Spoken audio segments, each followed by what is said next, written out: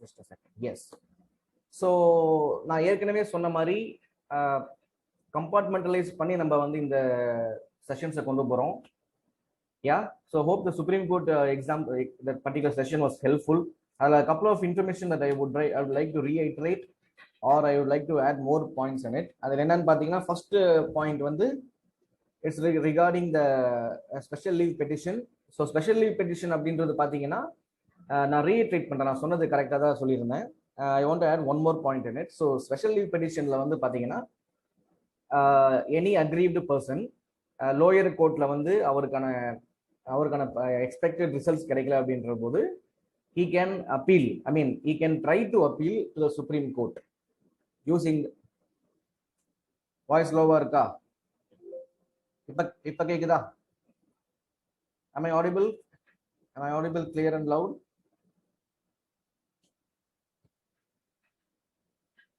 Clear, okay. So special leave petition மூலமா வந்து lower கோர்ட்ல கொடுத்திருக்கக்கூடிய ஒரு வேர்டிக்ட வந்து அப்பீலுக்கு ட்ரை பண்றாங்க. See, it is not considered to be an appeal, it is considered to be an attempt to appeal அப்படின்னு சொல்றாங்க. ஸ்பெஷல் லீவ் பெட்டிஷன்ல வந்து பாத்தீங்கன்னா என்ன கண்டிஷன்ஸ் கொடுக்குறாங்க அப்படின்னா, if there is a question of lawல வந்து ஏதாவது ஒரு applicability interpretationல ப்ராப்ளமா இருக்கு அப்படின்னா the aggrieved person can definitely try to appeal in the Supreme Court, and it is the prerogative of the Supreme Court to either reject it or accept it. So நீங்க special leave petition போட்டனாலேயே வந்து உங்களுக்கு accept பண்ணிக்கணும் அவசியம் கிடையாது, unlike writ. So writ petitions போடும்போது definitely the Supreme Court has to accept it, except அவங்க வந்து நீங்க இதை வந்து ஹை கோர்ட்லயே பண்ணலாமே அப்படின்னு ஒரு ரீசன் சொன்னாங்க அப்படின்னா நீங்க அங்க ஹை கோர்ட்ல தான் ப்ரொசீட் பண்ணணும். But most of the time supreme court will accept it. ஆனா வந்து ஸ்பெஷல் லீவ் பெட்டிஷன்ல வந்து the Supreme Court will the bench will decide whether this is a qualified petition for SLP, special leave பெட்டிஷன்ல பண்ணலாமா பண்ணக்கூடாதா அப்படின்னு சொல்லிட்டு last time class செஷன்ல சொல்லியிருந்தேன். Special leave petition can be applied for criminal cases, civil cases and other election cases. எந்த cases வேணாலும் நீங்க SLP ல பண்ணலாம் நான் லாஸ்ட் டைம் சொல்லியிருந்தேன். தட் இஸ் அதோடைய அடிஷனல் பாயிண்ட் என்னன்னு பாத்தீங்க அப்படின்னா கண்டிஷன்ஸ் இருக்கு. ஒன்னு வந்து கொஸ்டின் ஆஃப் லா, சும்மா ஸ்மால் இஷ்யூஸ்க்கெல்லாம் போகக்கூடாது. if there is a primary question of law in the interpretation process by the lower courts, if there is any fault in the interpretation, obviously you can try to appeal in the Supreme Court, and it is the prerogative of the Supreme Court whether to reject it or accept it. அது ஒரு முக்கியமான point. And second point என்ன அப்படின்னு பாத்தீங்கன்னா, ப்ராக்டிக்கலா இந்த விஷயங்கள்லாம் வந்து நம்மளுக்கு தெரியாது, but only when you get into deeper analysis of these areas you will get to know all these points. அது என்ன பாயிண்ட் அப்படின்னு பாத்தீங்கன்னா, high court has to give a certificate saying that this case is eligible for appeal in the higher courts அப்படின்றது ஒரு certificate கொடுக்குறாங்க.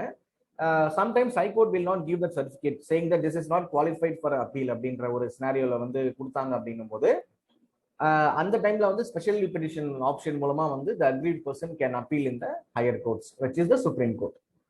சரிங்களா? so not all the cases are eligible for appeal அப்படின்றது ஒரு inbuilt understanding. so when there is not when there are cases which are not eligible, that time special leave petition option can be utilized to appeal that particular case in Supreme Court. So இது ரெண்டு முக்கியமான point வந்து special leave petition நீங்க தெரிஞ்சுக்க வேண்டிய முக்கியமான points. நான் டீப்பரா உள்ள போகும்போது இந்த பாயிண்ட்ஸ் நம்மளுக்கு கிடைச்சது. இது மேபி லட்சுமிகாந்த்ல இருக்க வாய்ப்பு கிடையாது. ஸ்பெஷல் லீவ் பெட்டிஷனான பேசிக் இன்ட்ரோடக்ஷன் மட்டும் தான் கொடுத்துருப்பாங்கன்னு நினைக்கிறேன். ஸோ இது just good to know information. Supposingly if there is any question ask, the concept வந்து ஞாபகம் வச்சுக்கோங்க. சரிங்களா? So it is not an appeal, it is an attempt to appeal. அது வந்து it can be rejected or it can be accepted, right? And second point வந்து நான் என்ன சொல்லணும் அப்படின்னா, இன்டர்ஸ்டேட் வாட்டர் டிஸ்பியூட் இது சொல்லியிருந்தாங்க லாஸ்ட் டைம்.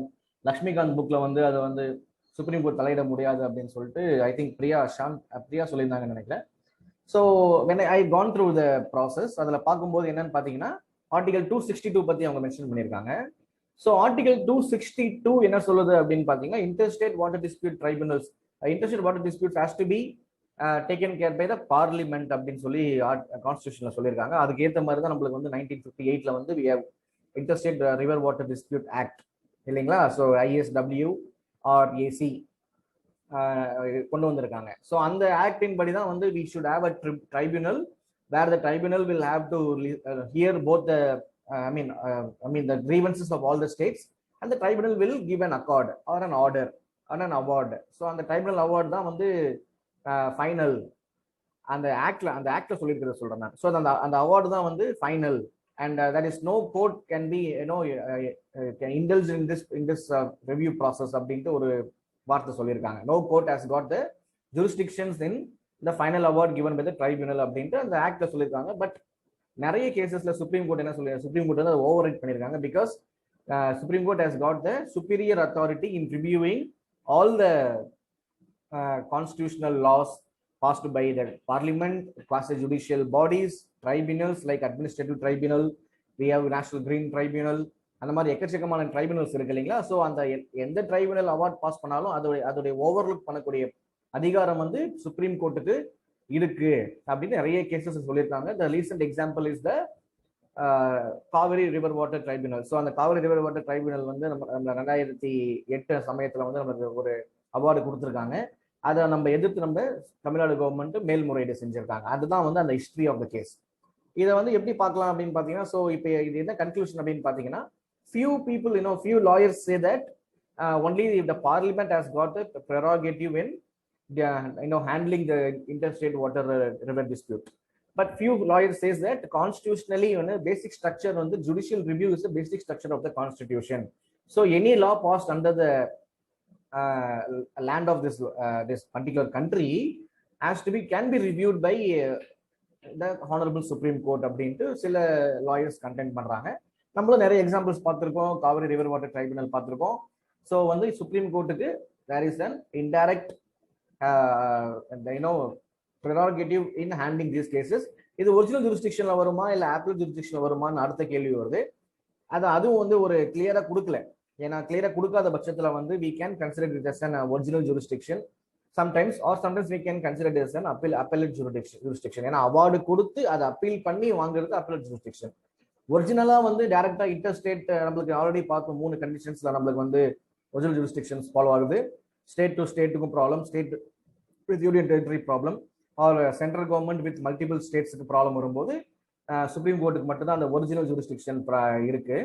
ஸோ அந்த ரிவர் வாட்டர்ல வந்து இது ஒரிஜினலா அப்படின்றது வந்து இது still convention, this is bone of contention or line of argument அப்படின்னு சொல்லுவாங்க.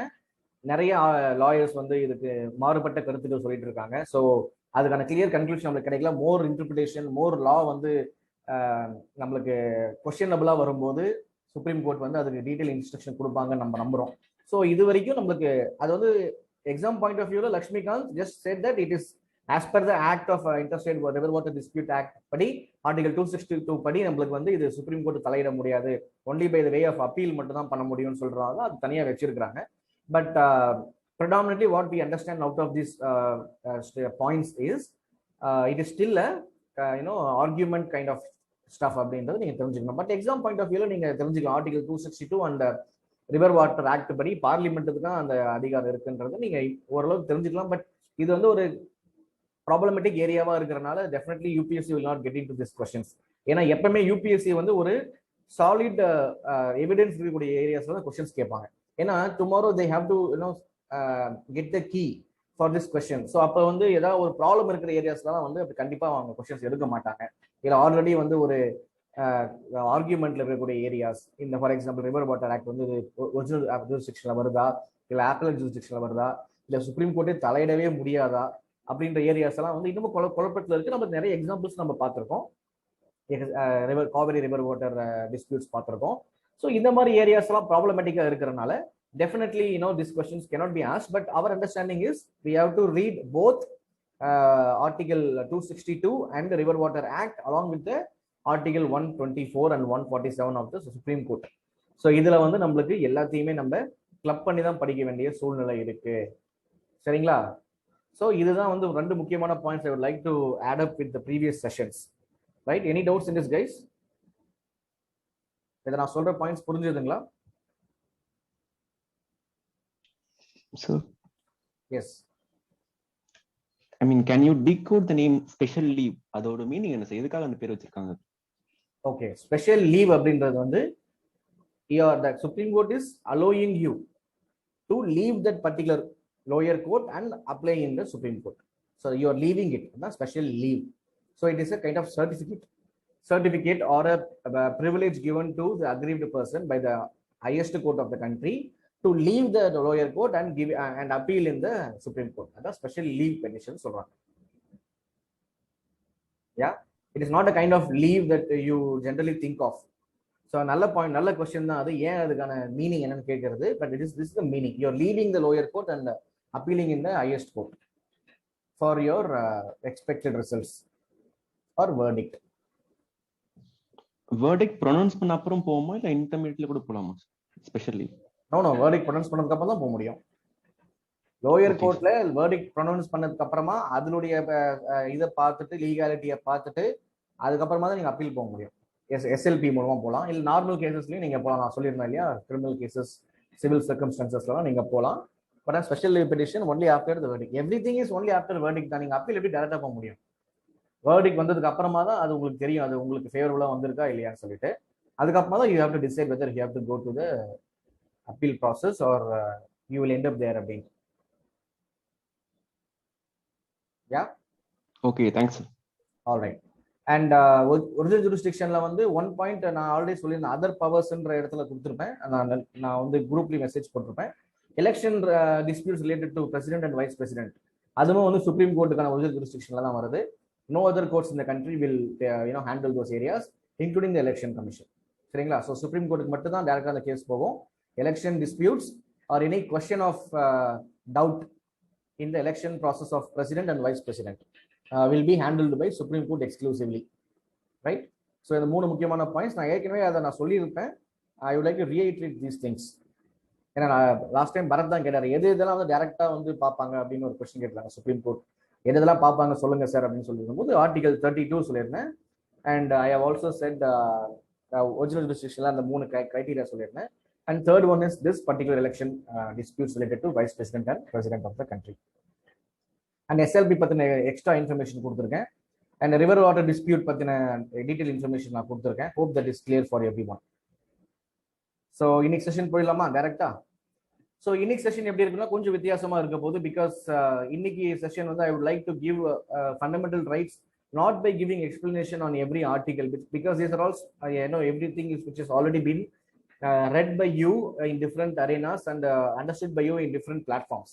பட் ஆனால் நம்ம ஒரு கிளாஸ் செஷன் வரும்போது எப்படி பண்ணலாம் அப்படின்னு நான் யோசிச்சேன் அப்படின்னா, ரீசெண்ட் எக்ஸாம்பிள்ஸ், ரீசெண்டாக வந்தக்கூடிய சுப்ரீம் கோர்ட் வேர்டிக்ஸ் பேஸ் பண்ணி அதை எப்படி நம்ம இன்டர்பிரேட் பண்ணிக்கிறது, எந்த ஆர்டிகல் வந்து அது அப்ளிகபிளா இருக்கு அப்படின்ற ஒரு ஆஸ்பெக்ட்ல கொண்டு போகலான்னோ. செகண்ட் ஆஸ்பெக்ட் வந்து question based understanding of the concepts வந்து நம்ம பண்ணலாம். ப்ரீவியஸ் யூபிஎஸ்சி கொஸ்டின் பேப்பர்ஸ் வச்சுட்டு அவங்க எப்படி கொஸ்டின்ஸ் ஃப்ரேம் பண்றாங்க, அந்த அதை பேஸ் பண்ணி எந்த ஆர்டிகல் அவங்க டார்கெட் பண்றாங்க, எப்படி அந்த கான்செப்ட் அண்டர்ஸ்டாண்ட் பண்ணிக்கிறது அப்படின்ற ஒரு விதத்துல கொண்டு போகலாம் அப்படின்ட்டு I thought and I have made a presentation for that. சரிங்களா? So this session is not going to give you an explanation of every article. Article 14 என்ன, ஆர்டிகல் 17 என்ன, அன்டச்சபிலிட்டி பத்தி எக்ஸ்பிளைன் பண்ணுங்க சார், அந்த மாதிரிலாம் இங்க this is not the expectation. Because that is not going to use getting to be used in the crash course. அது திருப்பி ஒரு நார்மல் கோர்ஸ் ஆகிடும். அது வந்து ஒரு எதிர்பார்த்த ரிசல்ட்ஸ் வராது. Hope this is an interesting session for you guys. So நம்ம ரீசெண்டான சில சுப்ரீம் கோர்ட் வேர்டிக்ஸ், ஏன்னா இந்த கொஸ்டின்ஸ் அப்படிதான் வருது. ஆர்டிகல் 14 பத்தி டேட்டா கொடுக்கறது இல்லை, only the mostly the conceptual based questions தான் நம்மளுக்கு இந்த ரீசெண்ட் டைம்ஸ்ல கேட்டுட்டு இருக்காங்க. So I thought I would have a different kind of session like this. Yeah, are you guys ready?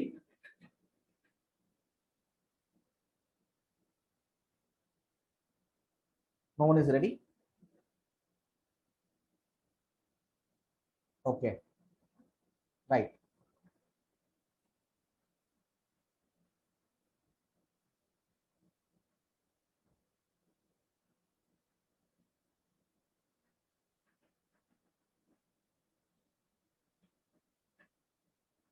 Screen தெரியுதுங்களா?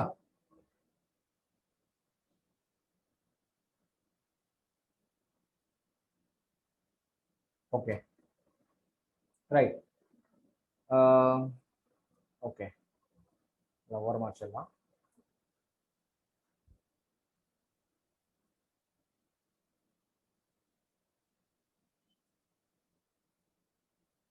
Okay, so fundamental rights, as everyone know, that it comes under the part 3 of the constitution.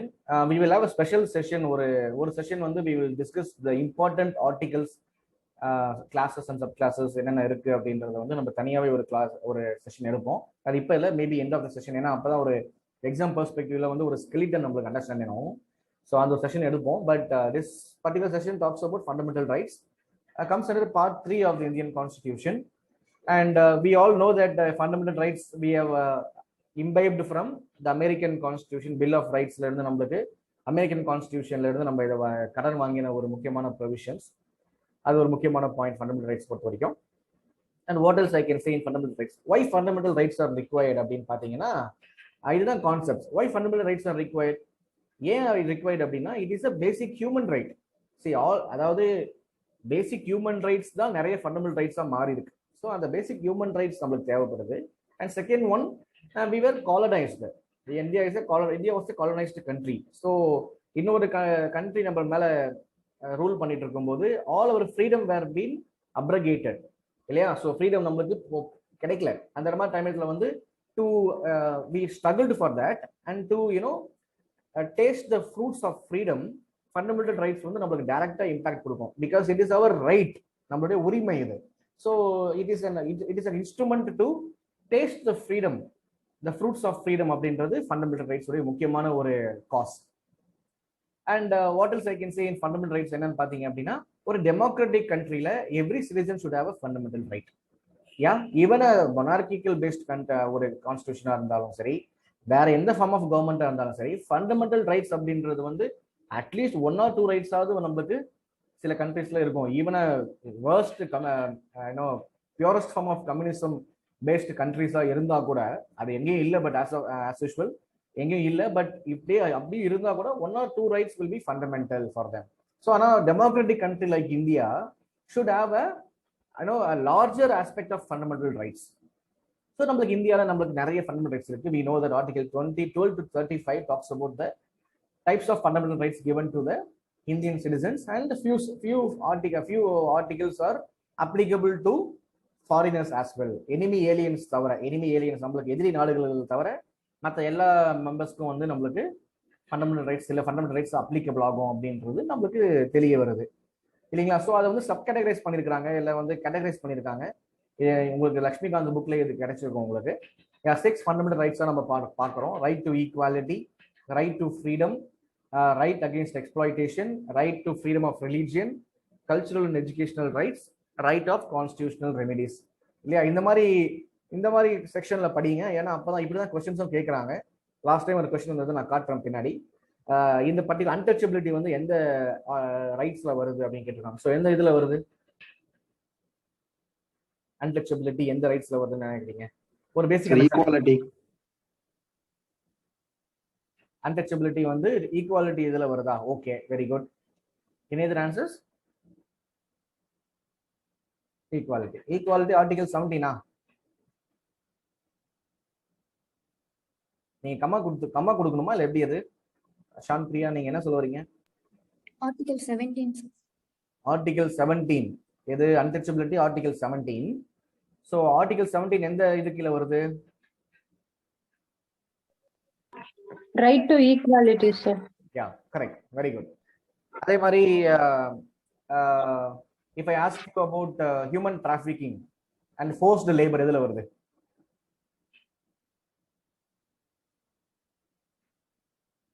Any idea? Explain. Obviously, I will explain it. Anyone having any idea, you can tell me. Sir, right against exploitation, sir. Very good, very good. So right against exploitation. அது கீழே தான் நம்மளுக்கு forced labor and human trafficking 2 முக்கியமான provisions வருது. Very good. So இந்த மாதிரி வந்து எல்லா ஆர்டிகல்ஸும் ஒரு 6 கைண்ட் ஆஃப் ரைட்ஸ்ல நம்ம கன்வெர்ட் பண்ணி வச்சிருக்கிறோம் ஃபார் அவர் பெட்டர் அண்டர்ஸ்டாண்டிங். இதுல தான் நம்ம கொஸ்டின்ஸ் கேட்குறாங்க. நான் எக்ஸாம்பிள் லாஸ்ட் டைம் சொன்ன மாதிரி அன்டச்சபிலிட்டி வந்து எதோடைய இன்டைரக்ட் இம்பாக்ட் அப்படின்னு கேட்டிருந்தாங்க. இட்ஸ் ஆப்வியஸ்லி ரைட் டு ஈக்குவாலிட்டியோடைய இன்டைரக்ட் ஆர் அனானமஸ் தான் வந்து நம்மளுக்கு அன்டச்சபிலிட்டி இருக்கு இல்லையா? அண்ட் செகண்ட் கொஸ்டின், இன்னொரு கொஸ்டின் கேட்டிருந்தாங்க ரிகார்டிங் எக்ஸ்ப்ளாய்டேஷன் எதுல வருது? இந்த human trafficking, forced labour, child labour, இதெல்லாமே வந்து எந்த இது கீழே வருது அப்படின்னு கேட்டிருக்காங்க ஒரு question. That again obviously right against exploitation. And there was one question on minorities. So minority education institutions எல்லாம் எதுல வருது அப்படின்னு ஒரு இதில் கேட்டிருக்காங்க. Again it is a cultural, religious, not cultural and educational rights for minorities article 29 30 வருது அப்படின்றது answers. So இப்படி நம்ம புரிஞ்சுக்க போகிறோம். ஸோ ஃபண்டமெண்டல் ரைட்ஸ்க்கான நீடை சொல்லியிருந்தோம். Why we need a fundamental right and 6 விதமான ரைட்ஸ் நம்ம இருக்கு நம்ம பார்த்தோம். அண்ட் வாட் நெக்ஸ்ட் பாயிண்ட் என்ன அப்படின்னு பார்த்தீங்கன்னா, fundamental rights based UPSC questions பார்த்தீங்கன்னா ஒரு கல்ச்சரல் அமௌண்ட் ஆஃப் கொஸ்டின்ஸ் வந்து நம்மளுக்கு கான்செப்ட் பேஸ்டாகவும் கேட்டிருக்காங்க, சில ஃபேக்ட்ஸ் பேஸ்டாகவும் கேட்டிருக்காங்க. ஸோ திஸ் பர்டிகுலர் பாயிண்ட் வந்து ஒரு முக்கியமான ஒரு ஏரியாவை நம்ம கருதுறோம். That is by this has been taken place in the third session of crash course. Right. So அதோட டீட்டெயில் எக்ஸ்பிளேஷன் உங்களுக்கு லக்ஷ்மிகாந்த் புக்லேயே கிடைக்கும், நீங்க இதை படிச்சு பாருங்க.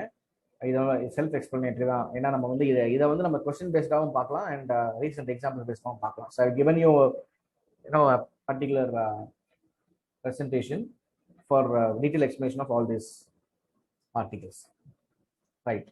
ஸோ எதெல்லாம் சிட்டிசன்ஸுக்கு மட்டும் இருக்கு அப்படின்னு பார்த்தீங்க அப்படின்னா, இதெல்லாம் சிட்டிசன்ஸ்க்கு இதுக்கு மட்டும் இருக்கு. Article 15, article 15, article 16, article 19, 29 and 30 இது எல்லாமே வந்து சிட்டிசன்ஸ்க்கு மட்டும் தான் இருக்கு.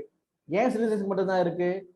Discrimination against race, religion, caste, gender, place of birth அது இந்தியன் சிட்டிசன்ஸ்க்கு மட்டும் தான் அப்ளிகபிள் இருக்கும். You can't have a foreigner in the discrimination process. You cannot அந்த டிஸ்கிரிமினேஷன் ப்ரொஹிபிட் பண்ண முடியாது because is a foreigner. And public எம்ப்ளாய்மெண்ட்ல வந்து நம்ம ஃபாரினர் ஆட் பண்ண முடியுமா? பண்ண முடியாது. ஸோ ஈக்குவாலிட்டி இந்த opportunity in matters of public employment அது வந்து obviously it is only for the citizens of the country. You cannot have a foreigner in it.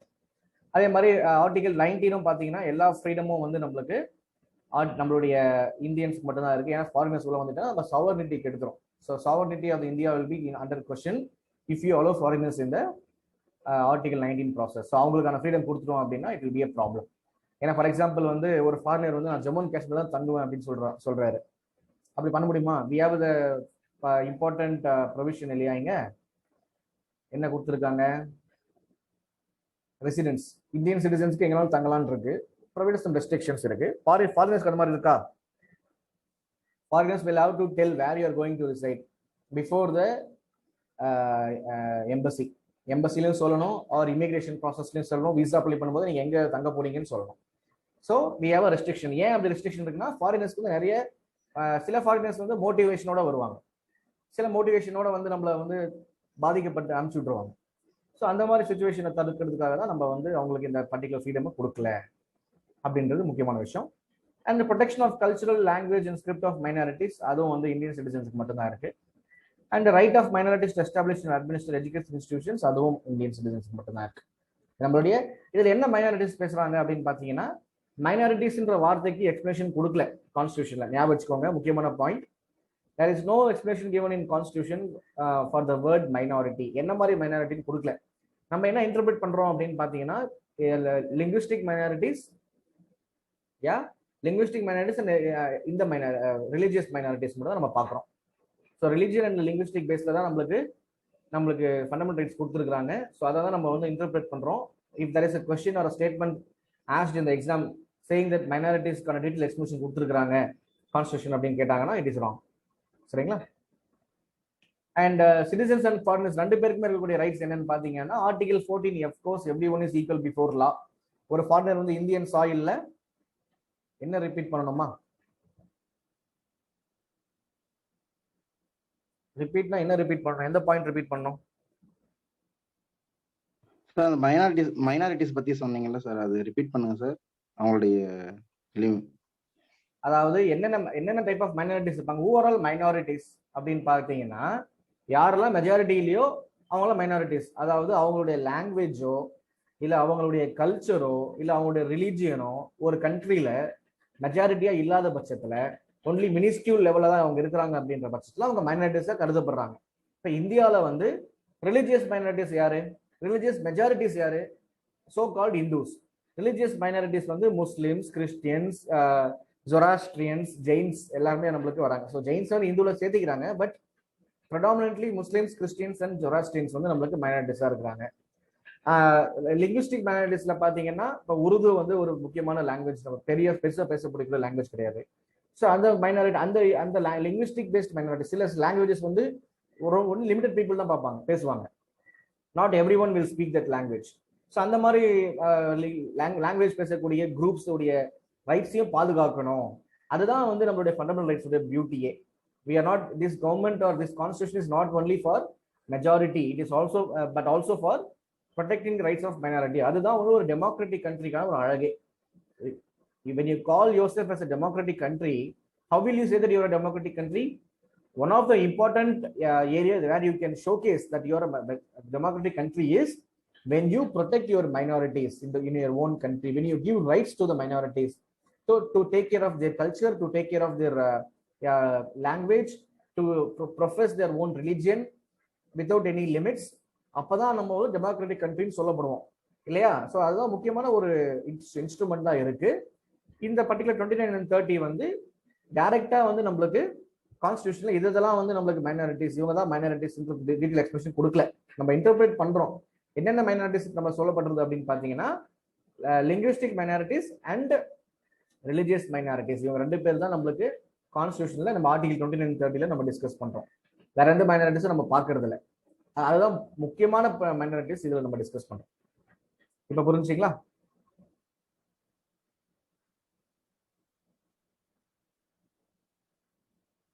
Yeah. So எதெல்லாம் சிட்டிசன்ஸ் அண்ட் ஃபாரினர்ஸ்க்கு இருக்குன்னு பாருங்க. ஆர்டிகல் 14, of course நான் ஏற்கனவே அதான் நம்ம ஸ்டாப் பண்ணிட்டோம். someone asked a question. So everyone is equal before law and equality of law. அப்பனா என்ன அர்த்தம்? ஒரு ஃபாரினர் வந்து இந்தியால வந்து ஏதோ குற்றம் பண்ணிடுறாருன்னு வச்சுக்கோங்களேன். அவர் ஃபாரினரா இருக்கிறதுக்காகவே அவருக்கு வந்து தண்டனை கொடுக்காம இருக்க முடியுமா? No. he is equal before law. he has to abide by the law of the soil.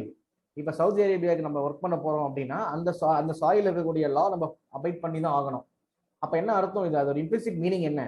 Every one is equal before law. அதுதான் முக்கியமான பாயிண்ட். என் ஃபேஸ் தெரியுதா?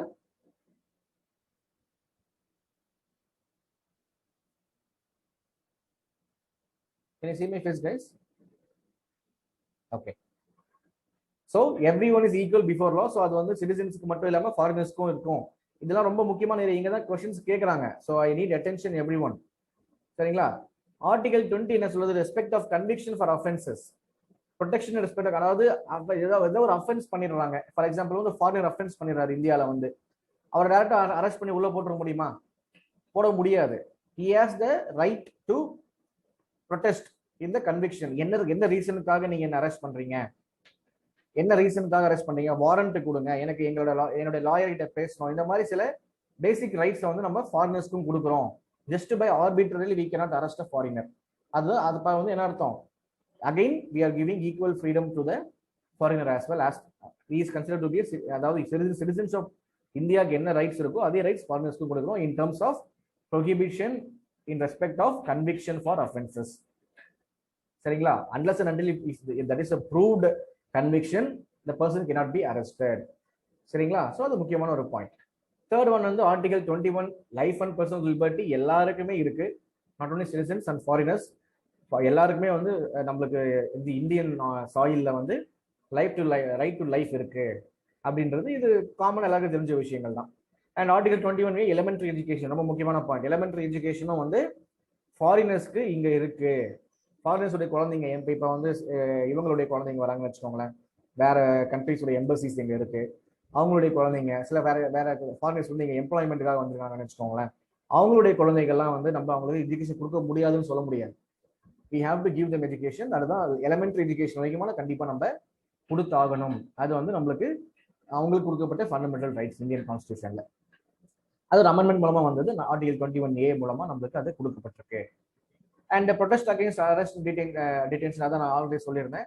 ஃபர்ஸ்ட் வந்து கன்விக்ஷனுக்கான அஃபென்ஸ், கன்விக்ஷனுக்கான ப்ரொடெஸ்ட். இது வந்து நான் ஏற்கனவே சொன்ன மாதிரி அரெஸ்டுக்கான reasons, you should have a contact with your lawyer. அந்த மாதிரி வந்து சில பேசிக் சிட்டிசன்ஸ்க்கு என்ன இருக்கோ அந்த ரைட்ஸும் அதுவுமே வந்து ஃபாரினர்ஸ்க்கும் இருக்கணும் அப்படின்றது அதில் ஆர்டிகல் 22 சொல்லியிருக்காங்க. டிடென்ஷன் பண்ண முடியாது. You can't detain a person unlawfully. அது வந்து ஃபாரினர்ஸ்க்கும் அப்ளிகபிள் ஆகும் அப்படின்னு ஆர்டிகல் 22 சொல்லியிருக்காங்க. சரிங்களா? Anything that you do has to be followed by the due process of law. Law என்ன சொல்லுதோ அதை தான் நம்ம ஃபாலோ பண்ணணும். அப்படி பண்ணாம சிட்டிசன்ஸ் ஃபாரினர்ஸ் வந்து அவங்க ஃபாரினராக இருக்கிறதுக்காக அவங்களை வந்து கடத்திட்டோ இல்லை டிடைன் பண்ணதோ அவங்க அரெஸ்ட் பண்ணவோ முடியாது ஆர்பிட்ரரியா. இவங்களுக்கு சிட்டிசன்ஸ்க்கு என்ன ரூல்ஸ் ஃபாலோ பண்றீங்களோ அதே ரூல்ஸ் தான் ஃபாலோ பண்ணணும். ஒரு மேஜிஸ்ட்ரேட் கிட்ட வந்து நீங்க அரெஸ்ட் வாரண்ட் வாங்கணும். அரெஸ்ட் வாரண்ட்ல இந்த ரீசன்ஸ்க்காக தான் நான் அரெஸ்ட் பண்ண போறேன்னு சொல்லணும்.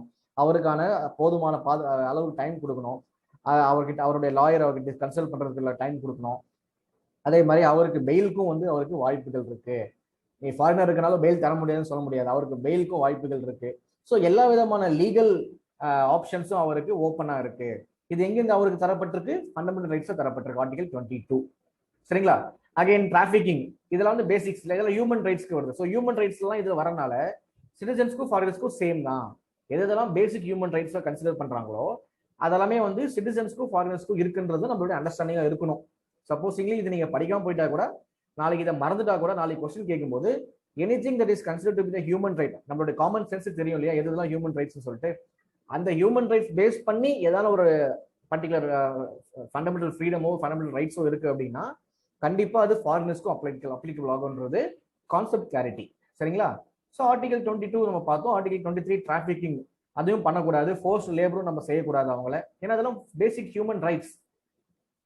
And prohibition of employment of children in factories, of course இந்தியன்ஸ்க்கே பண்ண முடியாதுன்ற பட்சத்தில் ஃபாரினர்ஸ் எப்படி பண்ண முடியும்? Of course we cannot do it. அது ஒரு பேசிக் ஹியூமன் ரைட்ஸ். அதே மாதிரி freedom of conscience and free profession practice and propagation of religion. So ரிலிஜியனை வந்து நம்ம யார் ஃபாரினர் வந்து இங்கே வந்து நீங்கள் இந்த மதத்தை தான் ஃபாலோ பண்ணணும்னு சொல்ல முடியாது. அவருக்கான அதிகாரம், அவருக்கான ஃபண்டமெண்டல் ரைட் அது. He can profess, propagate, he can have his own faith on whatever religion he follows, he or she follows. So அதுவும் வந்து ஒரு fundamental rights available for both citizens and foreigners. And religious affairs manage பண்றதுக்கும் அவங்களுக்கு equal rights கொடுத்துருக்காங்க. அவங்களோட religious அஃபேர்ஸை இங்கே அவங்க manage பண்ணலாம். அந்த மாதிரி இதுவும் நமக்கு 2 பேருக்குமே கொடுக்கப்பட்டிருக்கு. And article 27 again there is an exemption. இதை வச்சு தான் நிறைய உங்களுக்கு நீங்க பார்த்துருப்பீங்க, நிறைய ஃபாரின் இன்ஸ்டிடியூஷன்ஸ் வந்து நீங்க ரிலீஜியஸ் ரீசன்ஸ்க்காக நம்ம இங்க இன்ஸ்டிடியூஷன்ஸ் கிரியேட் பண்ணியிருக்கிறத நீங்க பார்த்துருப்பீங்க. ஸோ அவங்க எக்ஸம்ஷன் ஃப்ரம் டாக்ஸஸ், அந்த ஒரு ரிலீஜியஸ் ரீசன்ஸ்க்காக அவங்க இங்க வந்திருக்காங்க அப்படின்னா அதுல வரக்கூடிய வருமானத்தை வந்து டாக்ஸ் எக்ஸம்ஷன் பண்ணலாம் அப்படின்றது ஒரு முக்கியமான provision for both citizens and foreigners. And freedom from attending religious instructions or worship in certain education institutions. Correct. இப்போ ஃபாரினர் வந்து இங்க படிக்கிறாரு, ஒரு குழந்தை வந்து இங்க படிக்குது, ஒரு கிறிஸ்டியன் காலேஜ்ல படிக்குதுன்னு வச்சுக்கோங்களேன். That person is a Buddhist. அந்த குழந்தை புத்திஸ்டா இருக்கிற பட்சத்துல கிறிஸ்டியன் காலேஜ்ல சேர்ந்ததுனால கிறிஸ்டியன்ஸ் காலேஜ்ல சொல்ற விஷயம்லாம் இங்க கேட்கணும் அவசியம் கிடையாது. ரிலீஜியஸ்ல சொல்றேன், ரிலீஜியஸ் ரீசன்ஸுக்கு ரிலீஜியஸ் பேசிஸ்ல சொல்லக்கூடிய எல்லா விஷயத்தையுமே வந்து இவங்க ஃபாலோ பண்ணணும் அவசியம் கிடையாது. So they have a freedom. அவங்களுடைய இப்போ ஒரு கிறிஸ்டியன் காலேஜ்ல ஒரு மாஸ் நடக்குது, இல்ல ஏதாவது ஒரு முக்கியமான ஒரு ப்ரேயர் நடக்குது அப்படின்னா ஃபாரினர்ஸ்க்கும் இந்தியன் சிட்டிசன்ஸ்க்கும் அதுல வந்து ஃபோர்ஸ் பண்ணி நீங்க அட்டன் பண்ண வைக்க முடியாது. அதே மாதிரி ஃபாரினர்ஸையும் ஃபோர்ஸ் பண்ணி அட்டன் பண்ணி வைக்க முடியாது. அப்படின்றது அவங்களுடைய fundamental religious freedom. I may deny or I may accept. It is my own choice whether to attend that religious prayer or not. நான் அதுல படிக்கிறேன்றதுக்காகவே அந்த அவங்க சொல்ற எல்லாத்தையும் நம்ம கேட்கணும்னு அவசியம் கிடையாது. அதனால நம்மளுக்கும் அந்த ஃப்ரீடம் இருக்கு, ஃபாரினர்ஸ்க்கும் அந்த freedom to choose weather to attend that particular religious prayer or not. So இதெல்லாம் வந்து articles available for both citizens and freedom under part 3 of the Indian Constitution. சரிங்களா? Any doubts? Yes. Sorry for the interruption, sir.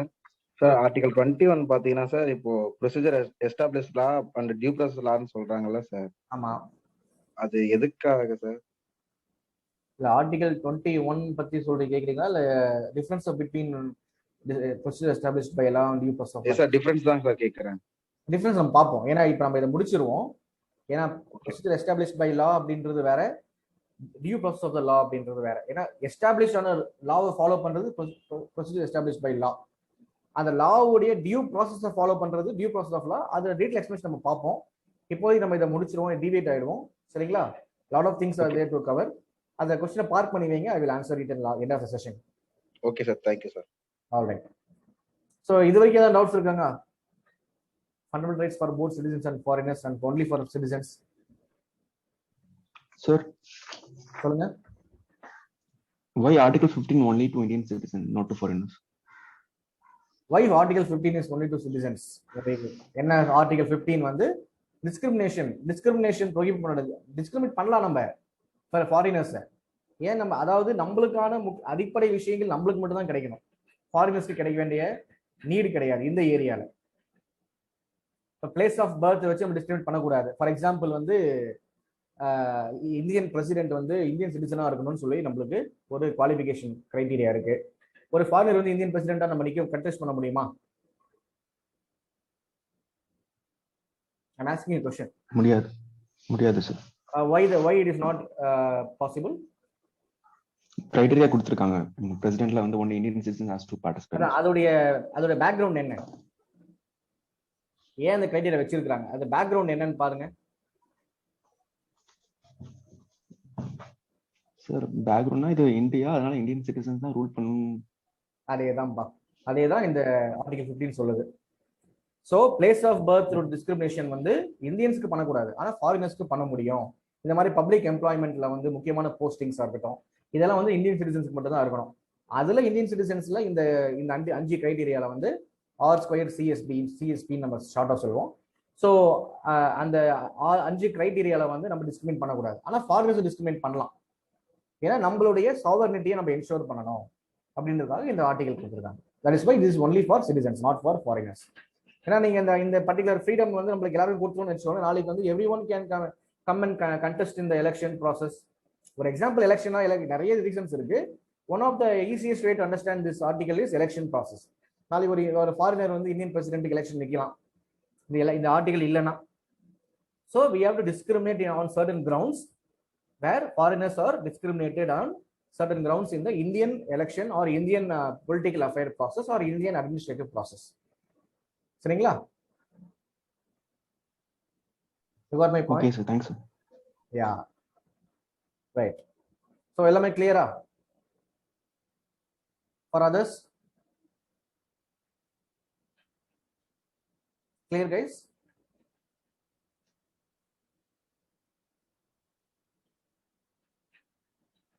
Okay, மற்றவங்களாம் clear இல்லையா? சாப்பிட்டு இருக்கீங்களா? நான் usually online கிளாஸ்ல பார்த்தீங்கன்னா வீடியோ ஆஃப் பண்ணிட்டு இந்த பக்கம் சாப்பிட்டுட்டே கூட நிறைய பேர் கிளாஸ் பண்ணியிருப்பாங்க. சில பேர் புக் எடுத்து வச்சுட்டு நான் நோட்ஸ் எழுதி கிளாஸ் பண்ணியிருப்பாங்க. So the lot of people like that. So நீங்கள் எந்த கேட்டகரி பாருங்க. How serious are you? Okay, right. Any questions you can ask me. நான் லாஸ்ட் டைமே சொல்லியிருக்கேன். But not continuous interruption. ஒரு டீசென்டான ஒரு கேப்போட கேளுங்கன்னு சொல்லியிருக்கேன். So you have all rights to question me. நீங்கள் பணம் பே பண்ணியிருக்கீங்க. It is our duty to give explanations to you, to make you understand the concepts, இல்லையா? ஸோ கொஸ்டின்ஸ் கேட்கறது நல்லது. So I expect every one to ask questions. Assume பண்ணிட்டு போயிடாதீங்க. School இல்லை இல்லையா, அது hard earned money of your parents or நீங்களே சம்பாதிச்ச பணமான்னு தெரியல. So don't waste that money. Okay, don't assume things. Right.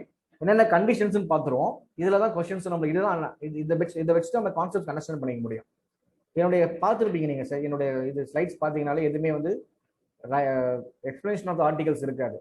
But other areas, நான் கோர் ஏரியாஸ் நான் கவர் பண்ணியிருப்பேன். ஏன்னா அங்கதான் வந்து நம்ம கான்செப்டை புரிஞ்சுக்க முடியும். அதாவது ஒரு பனரோமிக் வியூல பார்க்கணும். இப்ப பாலிட்டிலாம் எப்படி பார்க்க வேண்டியது இருக்கு அப்படின்னா, பனரோமிக் வியூல பார்க்க வேண்டிய நிலைமை இருக்கு. உள்ள டீட்டெயிலா போறது இல்லை. அவங்க மேல இருந்து பார்க்கும்போது உங்களுக்கு என்ன தெரியுது அப்படின்ற மாதிரி தான் கொஸ்டின்ஸ் கேட்கறாங்க. எப்படி கேட்கறாங்க நம்ம பின்னாடி பார்ப்போம். So what are all the conditions? என்ன கண்டிஷன்ஸ் இருக்கு? ஃபண்டமெண்டல் ரைட்ஸ் வந்து அப்சல்யூட்டா அப்படின்னு கேட்டீங்கன்னா கண்டிப்பா கிடையாது. It has got some reasonable restrictions on certain grounds அப்படின்னு நம்ம கொடுத்துருக்காங்க. என்ன conditions? Fundamental rights are not absolute rights. கண்டிப்பா they have reasonable restrictions, which means that they are subject to conditions of state security, public morality, decency, friendly relationship with foreign countries. இதெல்லாம் grounds. இது என்ன? State செக்யூரிட்டிக்கு சம்பந்தப்பட்ட problems ஏதாவது வரும்போது கண்டிப்பா அந்த rights நம்மளால எக்ஸசைஸ் பண்ண முடியாது. சரிங்களா? பப்ளிக் மொராலிட்டின்றது என்னது? Existing social order, existing moral ப்ராசஸ்ல வந்து ஏதான ஒரு ப்ராப்ளம் வரக்கூடிய அளவுக்கு நீங்க ஏதாவது உங்களுடைய ஆக்டிவிட்டிஸ் இருக்கு அப்படின்னா definitely the fundamental rights will be not applicable. சரிங்களா? பப்ளிக் மொராலிட்டி, பப்ளிக் டீசென்சின்னு இருக்கு இல்லையா? ஸோ எதுனாலும் பண்ணக்கூடாது. ஃபார் எக்ஸாம்பிள் வந்து ஒரு சூப்பர் எக்ஸாம்பிள் சொல்றேன் பாருங்க. இப்போ சிஏஏ ப்ரொடெஸ்ட் நடந்தது. சிஏஏ ப்ரொடெஸ்ட் வந்து தமிழ்நாட்டில் பல விதத்தில், இந்தியா ஃபுல்லா பல ஆங்கிள் பல விதமான ஆஸ்பெக்ட்ஸ்ல நடந்தது. அது ஒரு யூபிஎஸ்சி மெயின்ஸ் கொஸ்டின் கூட. What are all the types of agitation ஒரு கொஸ்டின் இருக்கு. அஜிடேஷன் ப்ராசஸ்ல வந்து எதெல்லாம் வந்து எந்தெந்த விதமான போராட்டங்கள் நடத்துறாங்க இந்தியாவில் அப்படின்றது இருக்கு. ஸோ தமிழ்நாட்டை பொறுத்த வரைக்கும் என்ன நடந்துச்சு அப்படின்னா, கோலம் போடுற ஒரு போராட்டம் நீங்க பார்த்துருப்பீங்க. டோல்கேட் கேஸ் வந்து ரீசன்ட் கேஸ். ஸோ நான் சொல்றது வந்து டூல் கிட்டும் வந்து நல்ல எக்ஸாம்பிள் தான். ஆன்லைன்ல எப்படி நம்மளோட எதிர்ப்பு தெரிவிக்கிறது அப்படின்றது ஒரு முக்கியமான ஒரு ஆங்கிள் தான். நான் சொன்ன எக்ஸாம்பிள் எதுன்னு பாத்தீங்கன்னா கோலம் போடுற கேஸ். எல்லாருக்கும் தெரியுமா கோலம் போடுற கேஸ்? தெரிஞ்சு அவங்களுக்கு or everyone aware of this கோலம் case? Few people were detained, arrested for CAA protest நடக்கும்போது கோலம் போட்டாங்க எல்லாரும் வீட்லயும் போயிட்டு. பேன் சிஏஏ ஆர் ரிப்பீல் சிஏஏன்னு போட்டிருந்தாங்க. தெரியுமா எல்லாருக்கும் அந்த கேஸ்? ரிமெம்பர் ஆகல. ஓகே, மற்றவங்களுக்குலாம் தெரியும்னு புரிஞ்சுக்கலாமா? கையோட டைப் ரைட்டிங் இது உங்களுடைய போன்லயோ நீங்க லேப்டாப்ல கை வச்சுட்டே இருங்க, நான் கேள்வி கேட்டுட்டே இருப்பேன். இல்ல நீங்க பேசுறத டைப் படிக்கிறது கஷ்டமா இருந்தா நீங்க பேசிடலாம் என்கிட்ட. ஓகே, என்ன விஷயம் அப்படின்னா சிஏஏ ப்ரொடெஸ்ட் நடக்கும்போது இந்தியாவில் வந்து நம்மளுக்கு அந்த சிட்டிசன்ஷிப் அமெண்ட்மெண்ட் ஆக்ட் அகைன்ஸ்டா வந்து நம்ம நிறைய போராட்டம் நடந்தது. இந்தியாவில் தமிழ்நாட்டில் வந்து சில எதிர்கட்சிகள் வந்து போராட்டம் பண்ணாங்க. அவங்களுடைய போராட்ட வடிவம் எப்படி இருந்தது அப்படின்னு பாத்தீங்கன்னா, அவங்களுடைய எதிர்ப்பை தெரிவிக்கிறதுக்கு வந்து அவங்களுடைய வீட்டு வாசல் முன்னாடி கோலம் போட்டாங்க, மாக்கோலம் போட்டாங்க. போட்டு ரிப்பீல் சிஏஏ, அகைன்ஸ்ட் சிஏஏ, இல்ல பேன் சிஏஏ, அந்த மாதிரி சில வார்த்தைகளை வந்து போட்டு கோலம் போட்டாங்க. நம்ம ஹாப்பி பொங்கல்னு போடுறது இல்லையா, ஹாப்பி நியூ இயர் நைட் எல்லாம் நம்ம கோலம் போடுறோம்ல வீட்டுல, அந்த மாதிரி கோலம் போட்டாங்க. வீட்டு முன்னாடி கோலம் போடுறது பிரச்சனை கிடையாது. ஆனா என்ன பிரச்சனை ஆயிடுச்சு அப்படின்னா, அடுத்த வீட்டுக்கிட்ட முன்னாடி போய் கோலம் போட்டாங்க. பசன் நகர் பீச் நினைக்கிறேன், வரிசையா போட்டாங்க கோலம் எதிர்ப்பு தெரிவிக்கிறது. அது கரெக்டா? You have your fundamental right to express your thought and expression under article 19, right to freedom of expression இருக்கு. ஆனா அது வந்து உங்களுக்கு அப்சல்யூட்டா இருக்கா? பிகாஸ் இந்த எக்ஸாம்பிள் சொல்லுங்க, இந்த எக்ஸாம்பிள் யோசிச்சு பாருங்க. உங்க வீட்டு முன்னாடி நீங்க கோலம் போடலாம், because it is your property. When you do the same kind of activity in others' property, will it be considered to be a moral activity? Will it be considered to be a decent activity? இருக்குங்களா? Decency இருக்கு, அதுல public morality இருக்காங்க, மோரலி கரெக்டா? அது இன்னொருத்தவங்க வீட்டுக்கிட்ட போயிட்டு உங்களுடைய எதிர்ப்பு தெரிவிச்சு அந்த கோலம் போடுறது கரெக்டா? ஏன்னா அந்த பர்சன் வந்து அந்த இதுக்கு அதுக்கு சம்பந்தமே கிடையாது. பட் நீங்க வந்து இன்னொருத்தருடைய வீட்டுக்கு போயிட்டு அந்த வீட்டு வாசல்ல கோலம் போடுறீங்க, அது கரெக்டா தப்பா? நீங்க என்ன நினைக்கிறீங்க?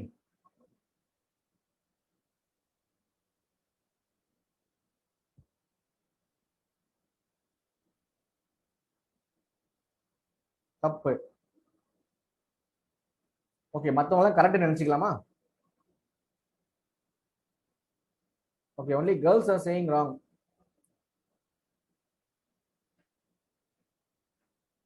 wrong இல்லையா? சோ அதுதான் ஒரு எக்ஸாம்பிள். உங்களுக்கு fundamental freedom to express your thoughts இருந்தாலும் பப்ளிக் மொராலிட்டி அண்ட் டீசென்சிக்கு எதிராக இருந்துச்சுன்னா அந்த ஃபண்டமெண்டல் ரைட்ஸ் உங்களுக்கு வராது. அதுதான் ஒரு பெஸ்ட் எக்ஸாம்பிள். சரிங்களா? அதே மாதிரி சில ஃபண்டமெண்டல் ரைட்ஸ் வந்து நம்ம ஃப்ரெண்ட்லி ரிலேஷன்ஷிப் வித் அதர் நேஷன்ஸை என்ஷூர் பண்றதுக்காக கூட நம்ம வந்து ஸ்டாப் பண்ணலாம். ஃபார் எக்ஸாம்பிள், அதுக்கு ஒரு பெஸ்ட் எக்ஸாம்பிள் சொல்லணும் அப்படின்னு பார்த்தீங்கன்னா, டியூரிங் த யூபிஏ கவர்மெண்ட் நம்மளுக்கு வந்து 123 அக்ரிமெண்ட் போட்டாங்க. இந்த historical civil nuclear deal agreement between India and America போட்டாங்க. அதுக்கு வந்து சில லெஃப்டிஸ்ட் பார்ட்டிஸ் வந்து எதிர்ப்பு தெரிவிச்சாங்க. அவங்கள அரெஸ்ட் பண்ணிட்டாங்க. அவங்களுக்கான ஃபண்டமெண்டல் ரைட்ஸை வந்து அவங்க இது பண்ணிட்டாங்க, பேன் பண்ணிட்டாங்க. பேன் சொல்ல முடியாது, அதை வந்து அப்ரிகேட் பண்ணிட்டாங்க. என்ன ரீசன் கொடுத்தாங்க அப்படின்னு பார்த்தீங்கன்னா, we have a friendly relationship with America, so protest like this will have a detrimental effect on the relationship between these two countries அப்படின்ட்டு ஒரு ரீசன் சொன்னாங்க. So the state can decide, ஸ்டேட்ன்றது இங்க government. So the government can decide whether a fundamental right is applicable to the citizens on these grounds. இந்த கிரவுண்ட்ஸ்ல இருக்க பண்ண வைக்கவும், ஐ மீன் அலவும் பண்ணலாம், ரிமூவும் பண்ணலாம். அதுதான் ரீசனபிள் ரெஸ்ட்ரிக்ஷன்ஸ் சொல்றாங்க. சரிங்களா? ரைட். அண்ட் ஆனா ஃபண்டமெண்டல் ரைட்ஸ் வந்து அப்சல்யூட்டா, அது வந்து ஒரு ஸ்டாட்டிக்கான ஒரு விஷயமானு கேட்டீங்கன்னாலும் கிடையாது. ஃபண்டமெண்டல் ரைட்ஸை வந்து நீங்க அமெண்டும் பண்ணலாம். அது யாருக்கு அதிகாரம் கொடுத்துருக்காங்க? பார்லிமெண்ட்டுக்கு கொடுத்துருக்காங்க. ஸ்டேட் லெஜிஸ்லேச்சர்ஸ் பண்ண முடியாது, பார்லிமெண்ட் பண்ண முடியும். By what means? By constitutional amendment, அது மூலமா பண்ணலாம். சரிங்களா? ஆனா அதுல கேசவனந்த பாரதி கேஸ் உங்களுக்கு எல்லாருக்கும் தெரியும். இந்த ஹிஸ்டாரிக்கல் கேஸ் கேசவனந்த பாரதி கேஸ்ல there was one new feature introduced by the Indian judicial system. It is nothing but the basic structure of the constitution. அடிப்படை ஸ்ட்ரக்சரை டச் பண்ணாம நீங்க எந்த மாற்றங்களும் செஞ்சுக்கலாம் ஃபண்டமெண்டல் ரைட்ஸ்ல அப்படின்ட்டு ஒரு முக்கியமான ப்ரொவிஷன் கொடுத்துருக்காங்க. Not only fundamental rights, basic structure வந்து நிறைய இருக்கு. இந்த செஷனுக்கு வந்து ஃபண்டமெண்டல் ரைட்ஸ் நம்ம பேசுறதுனால பேசிக் ஸ்ட்ரக்சருக்கு எந்த ஒரு பாதகமும் இல்லாத மாதிரி உங்களுடைய அமெண்ட்மெண்ட் இருக்கணும் அப்படின்றது ஒரு point. So parliament can amend but without having an impact on the negative impact on the basic structure of the Indian constitution.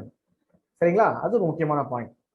Suspend பண்ண முடியும், ரிப்பீல் பண்ண முடியும், பட் சஸ்பெண்ட் பண்ண முடியும் டியூரிங் நேஷனல் எமர்ஜென்சி இல்லையா? நேஷனல் எமர்ஜென்சி டைம்ல வந்து எல்லா ஃபண்டமெண்டல் ரைட்ஸுமே சஸ்பெண்ட் பண்ண முடியும் எக்ஸப்ட் ஆர்டிகல் 20 and 21. ஏன்னா ரைட் டு லைஃப் அப்படின்றது ஒரு முக்கியமான ஒரு ப்ரொவிஷன். ஸோ அந்த மாதிரி அந்த மாதிரி ரைட்ஸ் எல்லாம் நம்ம சஸ்பெண்ட் பண்ண முடியாது. ஏன்னா article 21 itself is a basic structure of the constitution.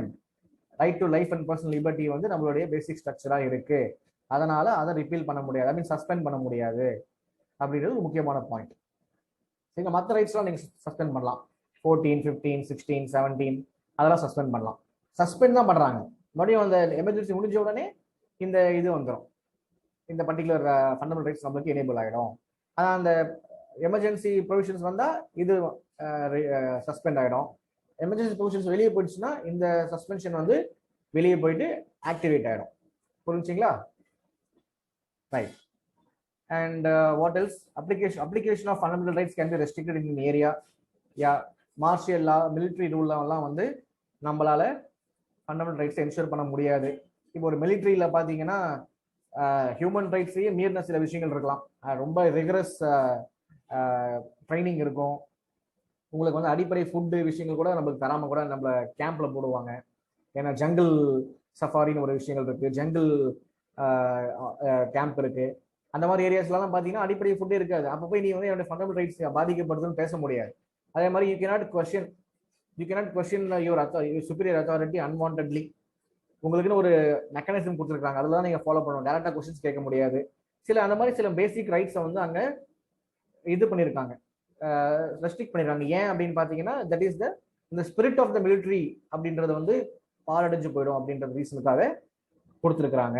So military rule and martial law அப்படின்றது என்னது? Normal democratic rule of law process இல்லாம ஒரு மிலிட்ரி ரூல் வரும்போதோ இல்லை மார்ஷியல் லா நம்மளுக்கு வந்ததில் இது வரைக்கும், பட் மார்ஷியல் லா இந்தியாவில் இம்போஸ் பண்ணும்போது இந்த ஃபண்டமெண்டல் ரைட்ஸ் வந்து என்ஷூர் ஆகாது அப்படின்றதான் பாயிண்ட். நான் ஒரு எக்ஸ்ட்ரா பாயிண்ட் சொன்னேன், அந்த மிலிட்ரி சம்பந்தப்பட்ட ரீசன்ஸ் வந்து நான் எக்ஸ்ட்ரா பாயிண்டா சொன்னேன்.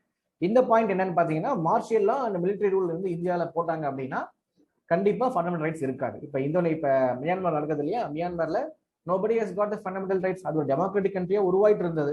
ஒரு 50 வருஷமா வந்து மிலிட்ரி ரூல்ல இருந்து டெமோக்ராட்டிக் கண்ட்ரியா உருவாயிட்டு இருந்த ஒரு இடத்துல அகைன் எலெக்ஷன்லாம் நடந்து முடிஞ்சது, பட் அது மால் பிராக்டிஸ் நடந்திருக்குன்னு சொல்லிட்டு அந்த இடத்துல மிலிட்ரி ரூல் போட்டாங்க. ஸோ எல்லா முக்கியமான தலைவர்களையும் வந்து அரெஸ்ட் பண்ணிட்டாங்க. But right against arrest detention நம்மளுக்கு ஃபண்டமெண்டல் ரைட்ஸ் தான் இருக்கு. ஒருவேளை இந்த ஃபண்டமெண்டல் ரைட்ஸ் அங்கேயும் இருந்துச்சு அப்படின்னா அரெஸ்ட் ஆனவங்கலாம் வந்து கேஸ் போட்டிருக்கலாம் இல்லையா? ஆனால் அங்கே கேஸ் போட முடியாது. ஏன்? அவங்களுக்கு அந்த ஃபண்டமெண்டல் ரைட்ஸ் அங்கே கிடைக்கல, அங்கே மிலிட்ரி ரூல் இருக்கு. ஸோ அவங்களுக்கு இருக்கு, ஏற்கனவே இந்த ஃபண்டமெண்டல் ரைட்ஸ் இருந்தாலுமே அதை அவங்க யூட்டிலைஸ் பண்ண முடியாது. ஸோ ஒரு இன்னொரு கண்ட்ரியில் ஒரு எக்ஸாம்பிள் சொல்றேன், நம்ம கண்ட்ரியில் இன்னொரு கண்ட்ரியில் ஒரு எக்ஸாம்பிள் சொல்றேன். சரிங்களா?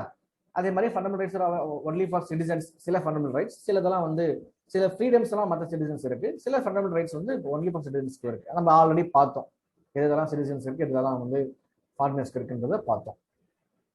சரிங்களா? ஸோ இதுதான் வந்து ஒரு outline of all this fundamental rights. இப்போ நம்ம சில எக்ஸாம்பிள்ஸ் வச்சு பார்க்கலாம். இப்போ ரீசெண்டாக எக்ஸாம்பிள்ஸ் வந்து எப்படி வந்திருக்குன்னு பார்க்கலாம். இப்போ ரீசெண்டாக வந்திருக்க ஒரு கேஸ் பார்த்துருப்பீங்க, வாட்ஸ்அப் வயலேஷன் ஆஃப் பிரைவசி. தெரியுமா எல்லாருக்கும் வாட்ஸ்அப் வயலேஷன் என்னன்னு பார்த்தீங்களா? வாட்ஸ்அப் பிரைவசி பாலிசி ப்ராப்ளம் எல்லாருக்கும் தெரியுமா? Can someone say in a simple terms for me and for the class? இதை பார்க்காம சொல்லுங்க. Sharing datas to Facebook. சொல்லுங்கம்மா சார். அதாவது பாத்தீங்கன்னா நம்மளுடைய பிரைவசி எல்லாமே பாத்தீங்கன்னா சாட்ஸ் வந்து பிசினஸ் ரீதியா வந்து பயன்படுத்துவோங்கிறத வந்து அவங்க சொல்லியிருந்தாங்க சார். ஓகே. அதனால வந்து எப்படி நம்மளுடைய பிரைவசி விஷயங்கள் வந்து எப்படி நம்ம பண்ணலாம், அதனுடைய ஃபண்டமெண்டல் ரைட்ஸ் வந்து பாதிக்கப்படுதுன்ற மாதிரி ரீசெண்டா நம்ம ஃபீல் பண்ணியிருக்கோம் sir. Very good, very good, super. சூப்பர்மா. உங்க பேரு? சார் துரை சார். துரை, வெரி குட் துரை. ஸோ அதுதான் சிம்பிளா சொல்லிட்டாரு அவர். ஏன்னா ரைட் டு பிரைவசின்றது என்னது, ஒரு ஃபண்டமெண்டல் ரைட் இல்லையா? புட்டசாமி கேஸ் உங்களுக்கு எல்லாருக்கும் தெரியும். புட்டசாமி கேஸ் வந்து எப்படி வந்து எவால்வ் ஆச்சு, ரைட் டு பிரைவசி வந்து எப்படி எவால்வ் ஆச்சு, ஆதார் கேஸ்ல நம்ம பார்த்தோம். ஆதார் கேஸ்ல ரைட் டு பிரைவசிக்கும் ஸ்டேட்டுடைய கவர்னன்ஸ்க்கும் ஒரு ப்ராப்ளம் ஆச்சு. நிறைய கேசஸ்ல வந்து நம்மளுக்கு சுப்ரீம் கோர்ட் என்ன சொல்லியிருக்காங்க, right to privacy is a fundamental ரைட்னு சொல்லியிருக்காங்க. ஸோ அந்த அந்த பர்டிகுலர் ஃபண்டமெண்டல் ரைட்ஸை வந்து பாதிக்கப்பட்ட மாதிரி இவங்களுடைய பாலிசி இருந்தது. என்னன்னா நம்மளுடைய பர்சனல் சாட்ஸ் எல்லாமே வந்து பிஸ்னஸ் ரீசன்ஸ்க்காக நம்ம வந்து மற்ற பிரான்ச்சஸ் ஆஃப் த கம்பெனிக்கு அனுப்புவோம், அனாலிட்டிக்ஸ்க்காக அனுப்புவோம் அப்படின்றது வந்து அவங்களுடைய வாதமாக இருந்தது. பட் அதை எதிர்த்து வந்து கேஸ் போட்டதுக்கு அப்புறமா அதை வந்து மறுபடியும் வாட்ஸ்அப் வந்து பின்வாங்கிட்டாங்க. saying that we will not share your information in which any other branches for business purposes. ஏன்னா அது ரைட் டு அது உங்களுடைய டேட், உங்களுடைய ரைட், உங்களுடைய பிரைவசி அது அப்படின்னு சொன்னாங்க. ஸோ இதில் என்ன புரிஞ்சுக்க விரும்புகிறோம், ரைட் டு பிரைவசி எதில் வருது, ஆர்டிகிள் 21 வருது. ஸோ அப்போ என்ன இது எப்படி கேட்பாங்க அப்படின்னு பார்த்தீங்கன்னா, உங்களுடைய பிரைவசி ரிலேட்டட் டேட்டா வந்து private company can be shared to any other person அப்படின்னு கேட்டாங்கன்னா என்ன பண்ணுவீங்க? Any other private company can be shared. So what article is directly implicating in திஸ்ன்னு கேட்கலாம். லாஸ்ட் டைம் கேட்டிருந்தாங்க ஆதார் டீட்டெயில்ஸ் வந்து ஆதார் மெட்டா டேட்டான்னு ஒரு கொஸ்டின் கேட்டிருந்தாங்க நினைக்கிறேன். ஆதார் மெட்டா டேட்டாவை வந்து ஒரு பிரைவேட் கம்பெனிக்கு விற்க முடியும் கவர்மெண்ட்னு சொல்லி ஒரு ஸ்டேட்மெண்ட் கொடுத்தாங்க. அது கரெக்டா? கரெக்டா அந்த ஸ்டேட்மெண்ட்? Yes sir. அதாவது ஆதார் டேட்டாவை வந்து மற்ற கண்ட்ரிக்கு, மற்ற பிரைவேட் கம்பெனி வந்து விற்க முடியும்னு சொல்றாங்க. அது கரெக்டா?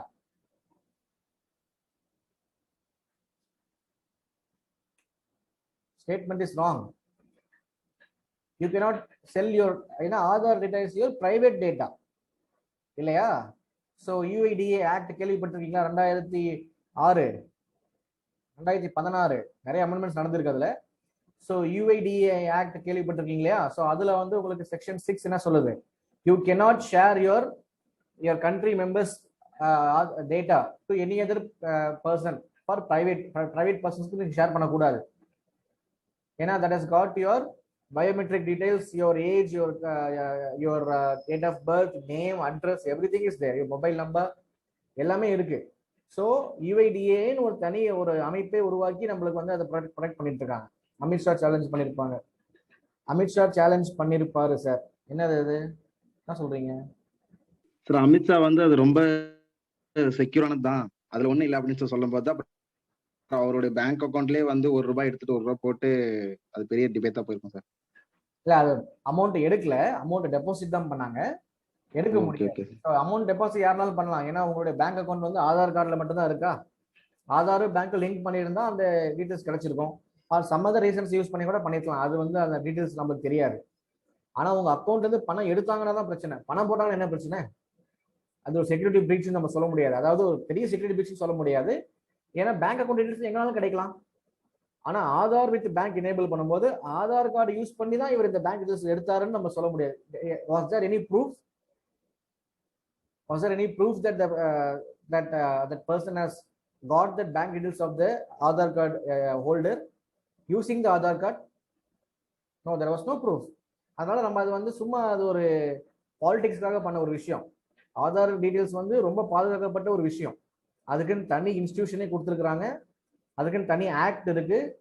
அதை வந்து எந்த அளவுக்கு பாதுகாப்பாக வச்சிருக்காங்கன்றது வந்து நீங்க ஒரு ஆதார் கார்டை வந்து வெரிஃபிகேஷன் பண்ணும்போது உங்களுக்கு தெரியும்.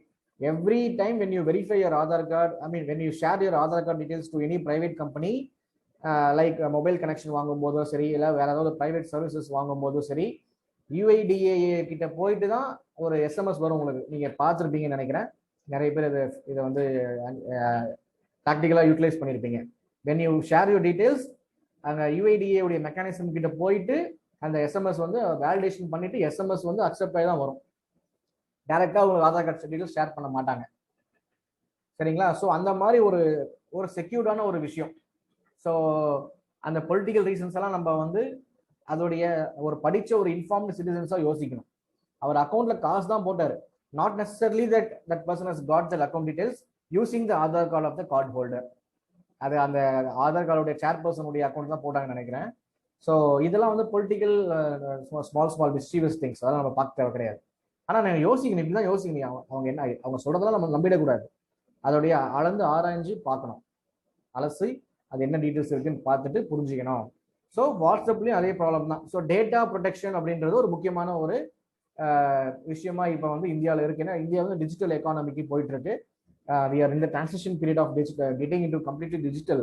So digital அப்படின்ற போது data is the important element in the digital revolution. So அப்போ அந்த டேட்டாவை வந்து ப்ரொடெக்ட் பண்ணணும் அப்படின்ற ஒரு கட்டத்தில் data protection bill, data protection லாலாம் வந்துட்டு இருக்கு. டேட்டா ப்ரொடெக்ஷன் பில் இப்போ இருக்கு. அதை பற்றின ஒரு கமிஷன் கூட போட்டிருந்தாங்க, கஸ்தூரி ரங்கன் கமிட்டி நினைக்கிறேன். அந்த கமிஷன் டீட்டெயில்ஸ் ரிப்போர்ட்ஸ்லாம் கொடுத்துருக்குறாங்க. அதை பேஸ் பண்ணி ஆக்ட் பாஸ் பண்ணுவாங்க. அது பின்னாடி பார்ப்போம், செப்பரேட் கைண்ட் ஆஃப் ஆர்குமெண்ட். ஆனால் வாட்ஸ்அப்புடைய வயலேஷன் ஆஃப் பிரைவசி என்னன்னு பார்த்தீங்கன்னா ஆர்டிகல் 21க்கு டேரக்டா இம்பாக்ட் ஆகுது. அதுதான் ஒரு recent example, simple example, anyone can understand. So article 21. So அப்போ என்ன data privacy versus business. So பிஸ்னஸ்க்கும் டேட்டா பிரைவசிக்கும் டேரக்ட் இம்பாக்ட் எப்படி இருக்குன்றதை புரிஞ்சுக்கணும் நம்ம இதை வச்சு. அடுத்து என்ன பார்க்கலாம்? அதான் செகண்ட் ஒன் வந்து எஸ், இன்னொரு கேஸ் வந்து ப்ரொடெக்ஷன் ஆஃப் ஆர்டிகல் 21 பத்தின ஒரு டைரக்ட் கேஸ் வந்து இருந்தது. என்ன சொல்லியிருக்காங்க, அதாவது ஆர்டிகல் 21 பத்தின இது டீட்டெயில்ஸ் கொடுத்துருக்கேன் நான். என்ன சொல்லியிருக்காங்க அப்படின்னா, இப்போ இதுல வந்து ஆர்டிகல் 21 தான் அஃபெக்ட் ஆயிருக்கு. ஸோ அதை பத்தி எக்ஸ்பிளேஷன் கொடுத்துருக்கேன். Protection of life and personal liberty, no person shall be deprived of his life or personal liberty except according to the procedure established by law. அப்போ என்ன அர்த்தம்? someone asked a question, என்ன லா procedure establish பண்ணியிருக்கோ அதை base பண்ணி தான் நம்ம வந்து பண்ண முடியும். ஃபார் எக்ஸாம்பிள் டெத் வாரண்டே இருந்தா கூட இப்போ எனக்கு ரைட் டு லைஃப் இருக்கு, எனக்கு நீங்க டெத் வாரண்ட் கொடுக்க முடியாதுன்னு சொல்ல முடியாது. பிகாஸ் யூ மேட்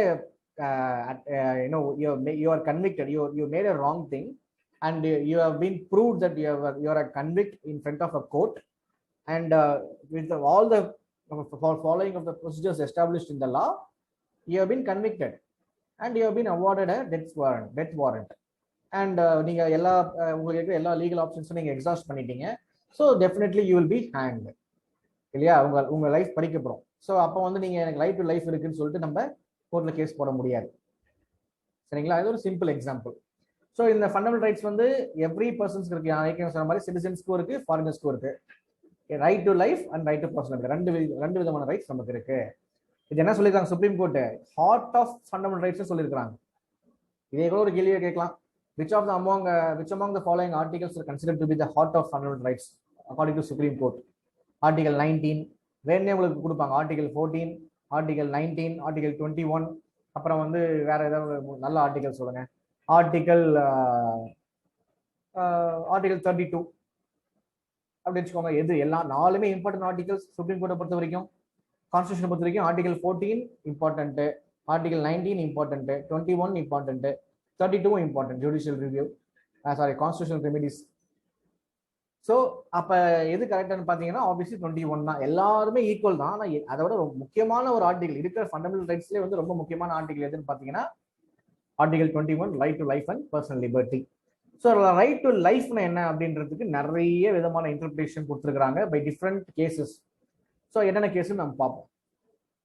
பாருங்க, Unni Krishnan versus state of Andhra Pradesh 1993ல வந்து சுப்ரீம் கோர்ட் வந்து upholds that expanded interpretation of right to life. Right to லைஃப்னா எதுதான் லைஃப்? நான் வாழ்றதுக்கு எனக்கு என்னென்ன விஷயங்கள் தேவையோ அதெல்லாம் ரைட் டு லைஃப். அப்போ என்னென்ன விஷயங்கள் தேவை அப்படின்றத இன்டர்பிரேட் பண்ணிட்டே வந்திருக்காங்க ஒவ்வொரு கேஸ்லயும். ஸோ ஒரு லிஸ்ட் கொடுத்துருக்காங்க, என்னென்ன லிஸ்ட்னு பார்ப்போம். Right to grow abroad, right to shelter, எனக்கு வாழ்றதுக்கு ஒரு ஷெல்டர் தேவைப்படுது. ரைட் அகெயின்ஸ்ட் சாலிட்டரி கன்ஃபைன்மெண்ட், நான் வந்து தனிமையா நான் என்ன கன்ஃபைன் பண்ணக்கூடாதுன்றது ஒரு முக்கியமான பாயிண்ட். அந்த கன்ஃபைன்மெண்ட் பண்ணக்கூடாது, அதுக்கு எனக்கு அதுக்கான அகெயின்ஸ்டான ரைட்ஸ் எனக்கு இருக்கு அப்படின்றது ஒரு right to life. Right to social justice and economic empowerment. So லைஃப்ன்றது வெறும் சர்வைவல் மட்டுமா அப்படின்னு கேட்டீங்கன்னா கிடையாது. Life is beyond survival. So அப்போ என்ன ஆகுது?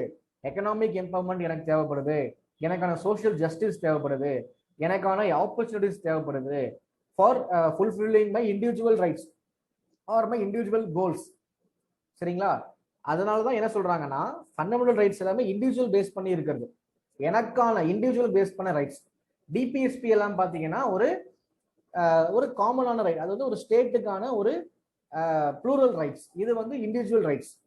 உங்களுக்கு டிஃபரன்ஸ் புரியுதுங்களா? ஸோ ஃபண்டமெண்டல் ரைட்ஸ் வந்து இண்டிவிஜுவல் growthக்காக, இண்டிவிஜுவல் பெட்டர்மெண்ட்டுக்காக, இண்டிவிஜுவல் எம்பவர்மெண்ட்டுக்காக கொண்டு வந்த ரைட்ஸ்.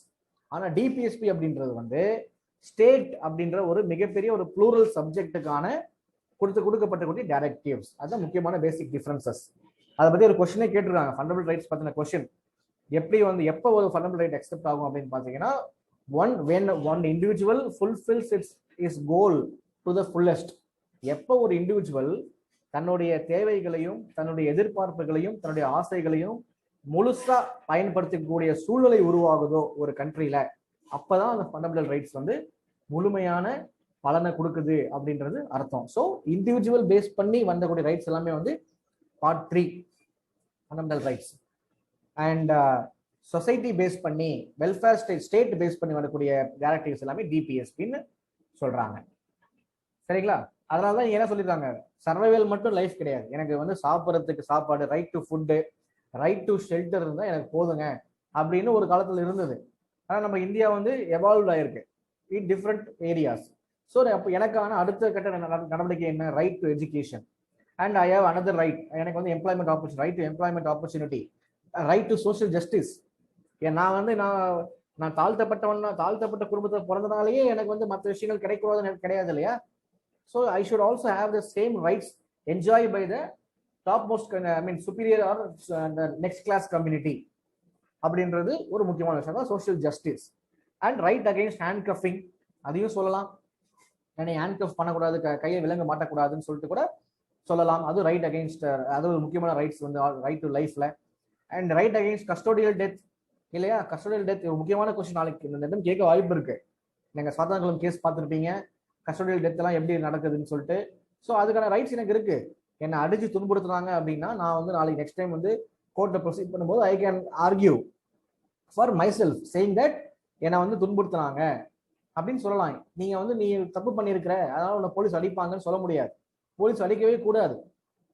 அன்லஸ் கன்விக்டே ஆனா கூட ரூல்ஸ் படி நீங்க வந்து அவங்களை அடிக்கக்கூடாது, துன்புறுத்தக்கூடாது. ஏன்னா it is your personal right under article 21.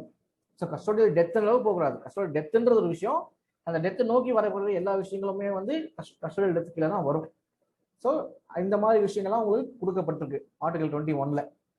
And right against delayed execution இல்லையா? ஸோ டிலேட் ஜஸ்டிஸ்ன்றதே வந்து என்னது, ஒரு மோசமான ஜஸ்டிஸ். அதாவது தாழ்த்தப்பட்ட நீதி வந்து மறுக்கப்பட்ட நீதியா தான் பார்க்க முடியுது. So I have my right against the delay execution. So நான் வந்து எக்ஸிக்யூட் பண்றதுக்கான விஷயங்களை வந்து டிலே பண்ணாம நம்ம பாதுகாக்கிறதுக்கான ஒரு ப்ரொவிஷனும் ஆர்டிகல் 21 கொடுத்துருக்காங்க. ரைட். அண்ட் டாக்டர் அசிஸ்டன்ஸ், எனக்கு அதெல்லாம் பேசிக்ஸ் இல்லையா, அதெல்லாம் ஹியூமன் ரைட்ஸ்ல வருது. எனக்கு டாக்டர் அசிஸ்டன்ஸ் வேணும். நான் ஒரு ஜெயில் கைதியாவே இருந்தா கூட எனக்கு உடம்பு சரியில்லைன்னா யாருக்கு கண்டிப்பா டாக்டர் வந்து என்னை பார்க்கணும். ஃபார் எக்ஸாம்பிள் சசிகலா மேடம் வந்து ரிலீஸ் ஆக போறாங்க, திடீர்னு அவங்களுக்கு உடம்பு சரியில்லாம போயிடுச்சு, கொரோனா வந்துருச்சு, கண்டிப்பா அவங்க ஜெயில இருந்தாலும் ஹாஸ்பிட்டல் போய் சேர்த்தாங்க இல்லையா? நீங்க ஜெயில தான் இருப்பீங்க, அதனால நீங்க தப்பு பண்ணிருக்கீங்க, நீங்க உங்க தண்டனை காலத்துல இருக்கிறீங்க, உங்களுக்கு டாக்டர் அசிஸ்டன்ஸ் கொடுக்க முடியாதுன்னு சொல்ல முடியாது. Because it is your fundamental right to life. நீங்க அசிஸ்டன்ஸ் இல்லைன்னா செத்துருவீங்க. ஸோ அந்த அந்த அந்த விஷயங்களை தடுக்கிறதுக்காக தான் இந்த டாக்டர் அசிஸ்டன்ஸ்ன்றது ஒரு முக்கியமான இன்டர்பிரேஷனா கொடுத்துருக்காங்க ஆர்டிகல் 21ல. And right against public hanging, கண்டிப்பா என்னுடைய பர்சனல் லிபர்ட்டி கூட சொல்லலாம், இல்லை ரைட் டு லைஃப்லும் பப்ளிக் ஹேங்கிங்ல வந்து எனக்கு அந்த ரைட்ஸ் கொடுத்துருக்காங்க. என்னுடைய பிரைவசி பாதிக்கப்பட்டது சொல்லிட்டு என் நேம் கூட வந்து ஷேர் பண்ணாம கூட நாளைக்கு சொல்லலாம், நாளைக்கு ஏதாவது ஒரு கேஸ் போடலாம், நானே கன்விக்ட் ஆனா கூட எனக்கு டெத் வாரண்ட் கொடுத்தா கூட என் நேம் வெளியே வரக்கூடாது அப்படி கூட நான் சொல்லலாம். அதை பத்தி சொல்ல இதுக்கு யாரும் அந்த மாதிரி போட்டதில்லை.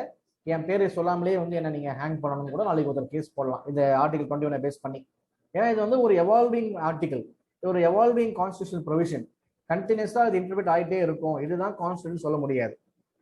கல்ச்சரல் ஹெரிட்டேஜ், அதையும் ப்ரொடெக்ட் பண்ணக்கூடிய ஒரு விஷயம். நம்மளுடைய பாரம்பரியமான விஷயங்களை வந்து ஹெரிட்டேஜ் வந்து ப்ரொடெக்ட் பண்றது ஒரு முக்கியமான ஒரு ஆர்டிகல், ஒரு விஷயம் கூட சொல்லியிருக்காங்க. Right to pollution free water and ஏர், ஏன்னா வாழ்றதுக்கு பொல்யூஷன் ஃப்ரீயான ஒரு வாட்டர், பொல்யூஷன் ஃப்ரீயான ஒரு ஏர் எனக்கு இருக்கணும்.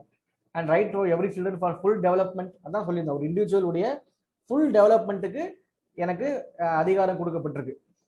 And right to health and medical aid இல்லையா? Right to education, protection of undertrials. Undertrials என்னது, கன்விக்ட் ஆகலை, இப்போதான் உங்களை ட்ரையல் ப்ராசஸ்ல போட்டுருக்காங்க.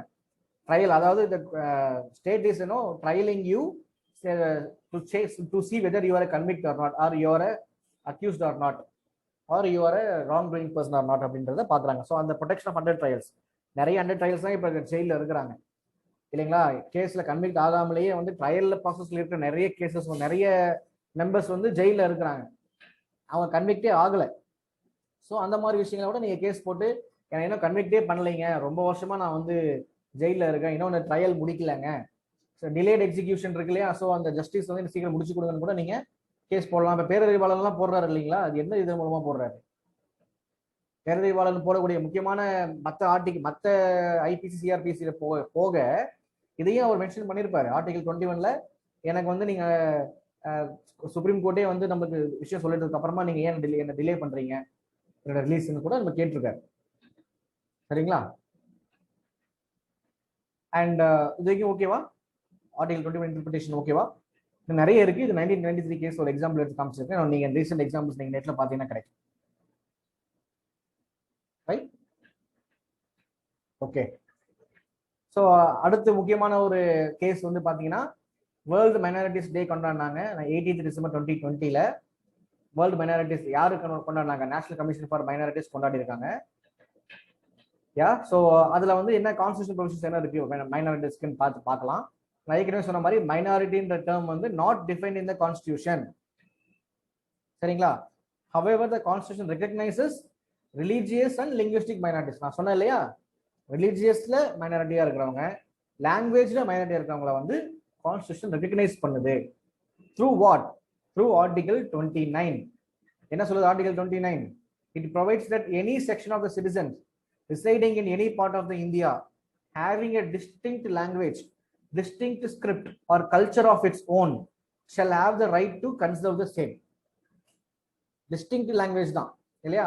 ஸோ அவங்களுடைய கல்ச்சரை, அவங்களுடைய லாங்குவேஜை, அவங்களுடைய ஸ்கிரிப்டை பாதுகாக்கக்கூடிய எல்லா ஒரு விதமான உரிமைகளும் இந்த நாட்டில் வாழ்ந்துட்டு இருக்கக்கூடிய எல்லா சிட்டிசன்ஸ்க்குமே கொடுக்கப்பட்டிருக்கு அப்படின்னு ஆர்டிகல் 29 சொல்லுது.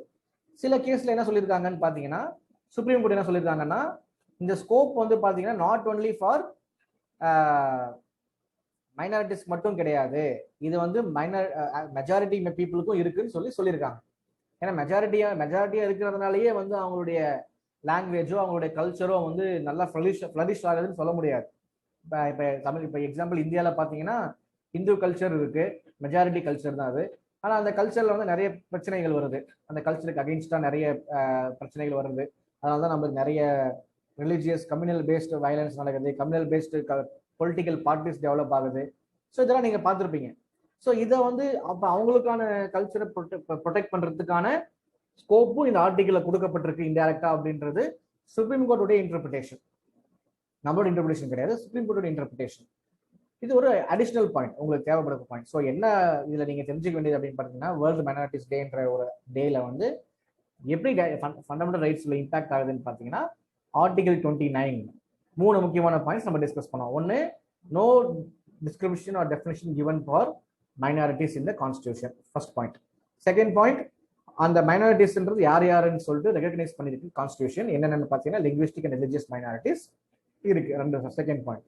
Third point, what are all the rights given to them? Article 29 says distinct language or distinct culture or distinct script இருக்கிறவங்களுக்கு வந்து அவங்களுடைய விஷயங்களை வந்து பாதுகாக்கிறதுக்கான எல்லா உரிமைகளும் ஆர்டிகல் 29 கொடுத்துருக்கு. அது மூணாவது பாயிண்ட். இது முக்கியமான points. Additional good to know information என்னன்னு பார்த்தீங்கன்னா, சுப்ரீம் கோர்ட் என்ன சொல்லியிருக்கு, மைனாரிட்டிஸ்க்கு மட்டும் இது கிடையாது, மெஜாரிட்டியா இருக்கிறவங்களுக்கும் ஏதான அவங்களுடைய லாங்குவேஜ் இப்போ லாங்குவேஜ் பாதிக்கப்பட்டிருக்கு, லாங்குவேஜ்க்கான முக்கியத்துவம் கொடுக்கப்படல அப்படின்ற விஷயத்துல அவங்களும் இந்த ஆர்டிகிளை யூட்டிலைஸ் பண்ணலாம் அப்படின்றது ஒரு இன்டர்பிரேஷனா சொல்லியிருக்காங்க. இதான் 3 முக்கியமான பாயிண்ட்ஸ் இந்த ரீசன்ட் எக்ஸாம்பிள் வச்சு நம்ம பார்க்கறது. இப்போ இதில் அஃபெக்டட் ஆர்டிகல் என்னது? ஆர்டிகல் 29. ஸோ ஆர்டிகல் 29 எந்த கேட்டகரியில வருது? எதுல வருது? கல்ச்சுரல் அண்ட் எஜுகேஷனல் ரைட்ஸ் கீழே வருது. சரிங்களா? So protection of language, script and culture of minorities. So இந்த இது கீழே நம்மளுக்கு இது வருது. யா, கரெக்ட். ஸோ அடுத்து என்ன சொல்லியிருக்காங்க? 29 மட்டும் சொல்லியிருக்கல, ஆர்டிகல் 30 இருக்கு. All minorities shall have the right to establish and administer the educational institutions of their choice மைனாரிட்டிகள் எஜுகேஷன் இன்ஸ்டிடியூஷன் நீங்க பார்த்துருப்பீங்க. நிறைய கிறிஸ்டியன் காலேஜஸ் இருக்கு, முஸ்லீம் காலேஜஸ் இருக்கு, அந்த மாதிரி இன்ஸ்டிடியூஷன் நீங்க பார்த்துருப்பீங்க. So the protection under article 30 is confine only to minorities இல்லையா? இனி மற்ற செக்ஷனுக்கு கிடையாது. ஆர்டிகல் 29 வந்து மெஜாரிட்டிக்கு கொடுத்துருக்காங்க. ஆனா article 30 is only to minorities to protect their to right to establish their education institutions. Difference புரியுதா? Article 29 as per Supreme Court it is both the majority people and the minority people can enjoy the rights. ஆனா article 30 பொறுத்த வரைக்கும் only the minorities can do it. ஏன்னா அவங்களுடைய education இன்ஸ்டிடியூஷன்ஸ்க்கான போதுமான தேவைகள் போதுமான அளவுக்கு அவங்களுக்கான விஷயங்கள் இல்லை, இன்ஸ்டிடியூஷன்ஸ் இல்லை. அதனால they can create their own institutions. அதனால அந்த மைனாரிட்டிஸ்க்கு மட்டும் கொடுக்கப்பட்டிருக்கு. இது முக்கியமான ஒரு பாயிண்ட். 29க்கு 30க்கு டிஃபரன்ஸ் பார்த்துக்கோங்க. அண்ட் அது இதை தாண்டி வேற என்ன இருக்கு? லீகல் ரைட்டா என்ன இருக்குன்னு பாத்தீங்கன்னா ஆர்டிகல் 350B என்ன சொல்றாங்க? Originally the constitution of India did not make any provision with respect to special office for linguistic minorities. ஆனா 7th கான்ஸ்டிடியூஷன் அமெண்ட்மெண்ட் ஆக்ட் படி எல்லாருக்கும் தெரிஞ்ச விஷயம் தான் 1956 inserted article 350B in the constitution. என்ன சொல்றாங்க? Provide special officer for linguistic minorities appointed by the president. So ஒரிஜினலா வந்து இந்த லிங்குவிஸ்டிக் மைனாரிட்டிஸை வந்து பாதுகாக்கிறதுக்கான ஒரு ஸ்பெஷல் ஆஃபீஸரோ ஒரு இன்ஸ்டிடியூஷனோ இல்லை. ஒன்லி ஃபண்டமெண்டல் ரைட்ஸ் கொடுத்துருக்காங்க. 29, 30 கொடுத்துருக்காங்க. ஆனா அவங்களுக்குன்னு ஸ்பெஷலா கவனங்கள் செலுத்தப்படலை கான்ஸ்டிடியூஷன்ல. ஆனா கான்சிக்யூட்டிவ் கவர்மெண்ட்ஸ் என்ன பண்றாங்க? 7th அமெண்ட்மெண்ட்ல என்ன பண்றாங்க? 1956ல இல்ல இவங்களுக்கான பாதுகாப்பு இருக்கணும், இவங்களுக்கான லிங்குவிஸ்டிக் என்ஹான்ஸ்மெண்ட்ஸ் இருக்கணும், டெவலப்மெண்ட்ஸ் இருக்கணும் அப்படின்றதுக்காக they have inserted a new article called Article 350B, wherein the government will appoint a special officer for linguistic minorities or for safeguarding the linguistic minorities, for development of the linguistic minorities அப்படின்றது சொல்லியிருக்காங்க. With prior யார் அதை appoint பண்ணுவாங்க? Obviously the president of India will appoint it. இது வந்து ஒரு legal right, அவங்களுக்கு கொடுக்கப்பட்டக்கூடிய legal rights. மீதி ரெண்டு பார்த்தது வந்து fundamental rights, article 29 and article 30. ஆனா ஆர்டிகல் 350B நம்ம பார்க்கறது வந்து அவங்களுக்கான legal right given in the constitution by way of amendment in 1956. the amendment number வந்து 7th amendment act. Special officer for linguistic minorities இன்னைக்கும் இருக்கிறாங்க. எல்லா நீங்க பார்க்கலாம், நிறைய ஒவ்வொரு லிங்குவிஸ்டிக் மைனாரிட்டிஸ்க்கும் ஸ்பெஷல் ஆஃபீஸர்ஸ் அலோகேட் பண்ணியிருக்கிறாங்க. அப்ப என்ன வரும்? அவங்களுக்கான ஃபண்டு வரும். அது மாதிரி நிறைய பெனிஃபிட்ஸ் அவங்களுக்கு இருக்கு. சரிங்களா? ரைட். தேர்ட் கேஸ் பார்க்கலாம். சந்திரகுமார் கேஸ் 1990. ரீசன்ட் கேசஸ் கிடையாது, நான் போட்டிருக்கிறது வந்து முக்கியமான கேசஸ் போட்டிருக்கேன். Kesavananda Bharati case, Minerva mill case, Indira Sawhney case எல்லாமே உங்களுக்கு தெரிஞ்ச விஷயம். தெரியாத ஏரியாஸ் நான் எடுத்து வச்சிருக்கிறேன். ஸோ சந்திரகுமார் கேஸ்ல என்ன சொல்றாங்க? Writ jurisdiction of both high court and supreme court constitute a part of basic structure சொல்லியிருந்தோம் இல்லையா? ஆர்டிகல் 32. ஸோ கான்ஸ்டிடியூஷன் ரெமெடிஸ் வந்து பேசிக் ஸ்ட்ரக்சர்ல கொண்டு வந்திருக்கிறாங்க. எப்ப? சந்திரகுமார் கேஸ் 1997. ஸோ அப்போ என்னென்ன அஃபெக்ட் ஆகுது இதில்? Article 32 and 226. ஸோ பேசிக் ஸ்ட்ரக்சர்ல வந்திருக்கு இந்த ஆர்டிகல்ஸ் ரெண்டுமே கொண்டு வந்துட்டாங்க. அப்போ இது என்ன ஆகும்? இதுல அமெண்ட்மெண்ட் பண்ண முடியாது, ஏன்னா அது பேசிக் ஸ்ட்ரக்சரை அஃபெக்ட் பண்ணுது. So parliament has limited power in amending this particular fundamental right, article 32, because it comes under basic structure of the constitution as per the Supreme Court verdict in Chandrakumar case in the year of 1997. okay, not only Supreme Court but also High Court. ஞாபகம் வச்சுக்கோங்க. கேட்கலாம் நாளைக்கு வந்து which among the following are considered under basic structure of the constitution கேட்டுட்டு கீழே வந்து writ jurisdiction கேட்டிருந்தாங்கன்னா that is correct. writ jurisdiction comes under definitely the basic structure of the constitution. சரிங்களா? yeah, so with this the cases எல்லாம் முடியுது. any doubts you can ask me so far.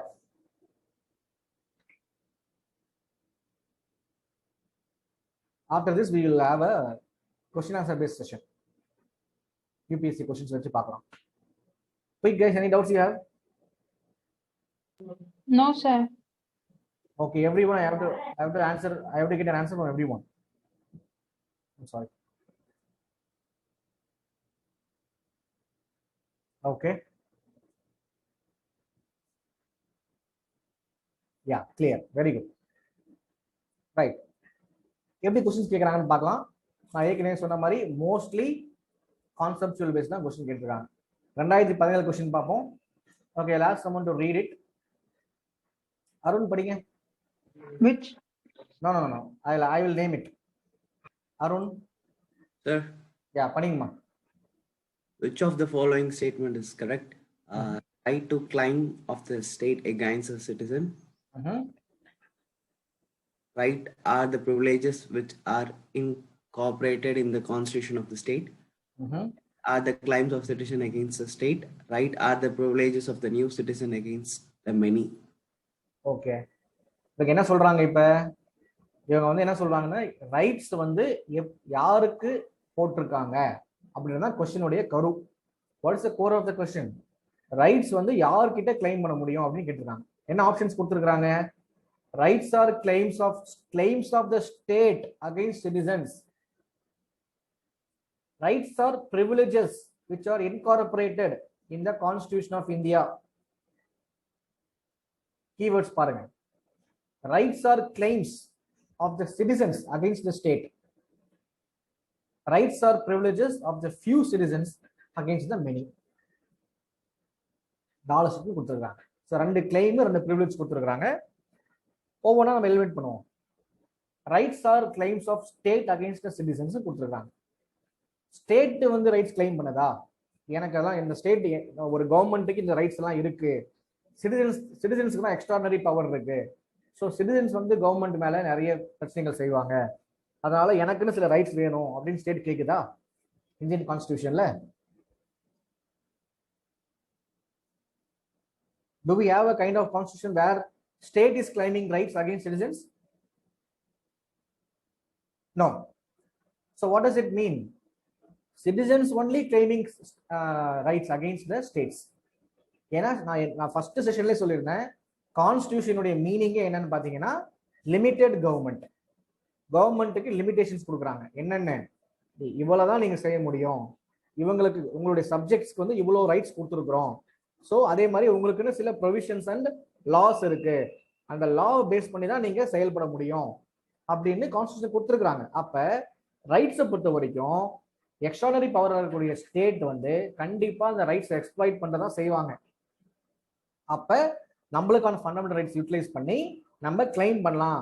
ஸ்டேட்டை question கேட்கலாம். You cannot detain me unlawfully, or you cannot take my life away without any procedure established by law, or you cannot force me to do a labor, or you cannot force me to do a you cannot force me to follow untouchability, or you cannot force me to follow a particular religion, or you cannot force me to follow a religious prayer, providingly if I am into the institution of that minority.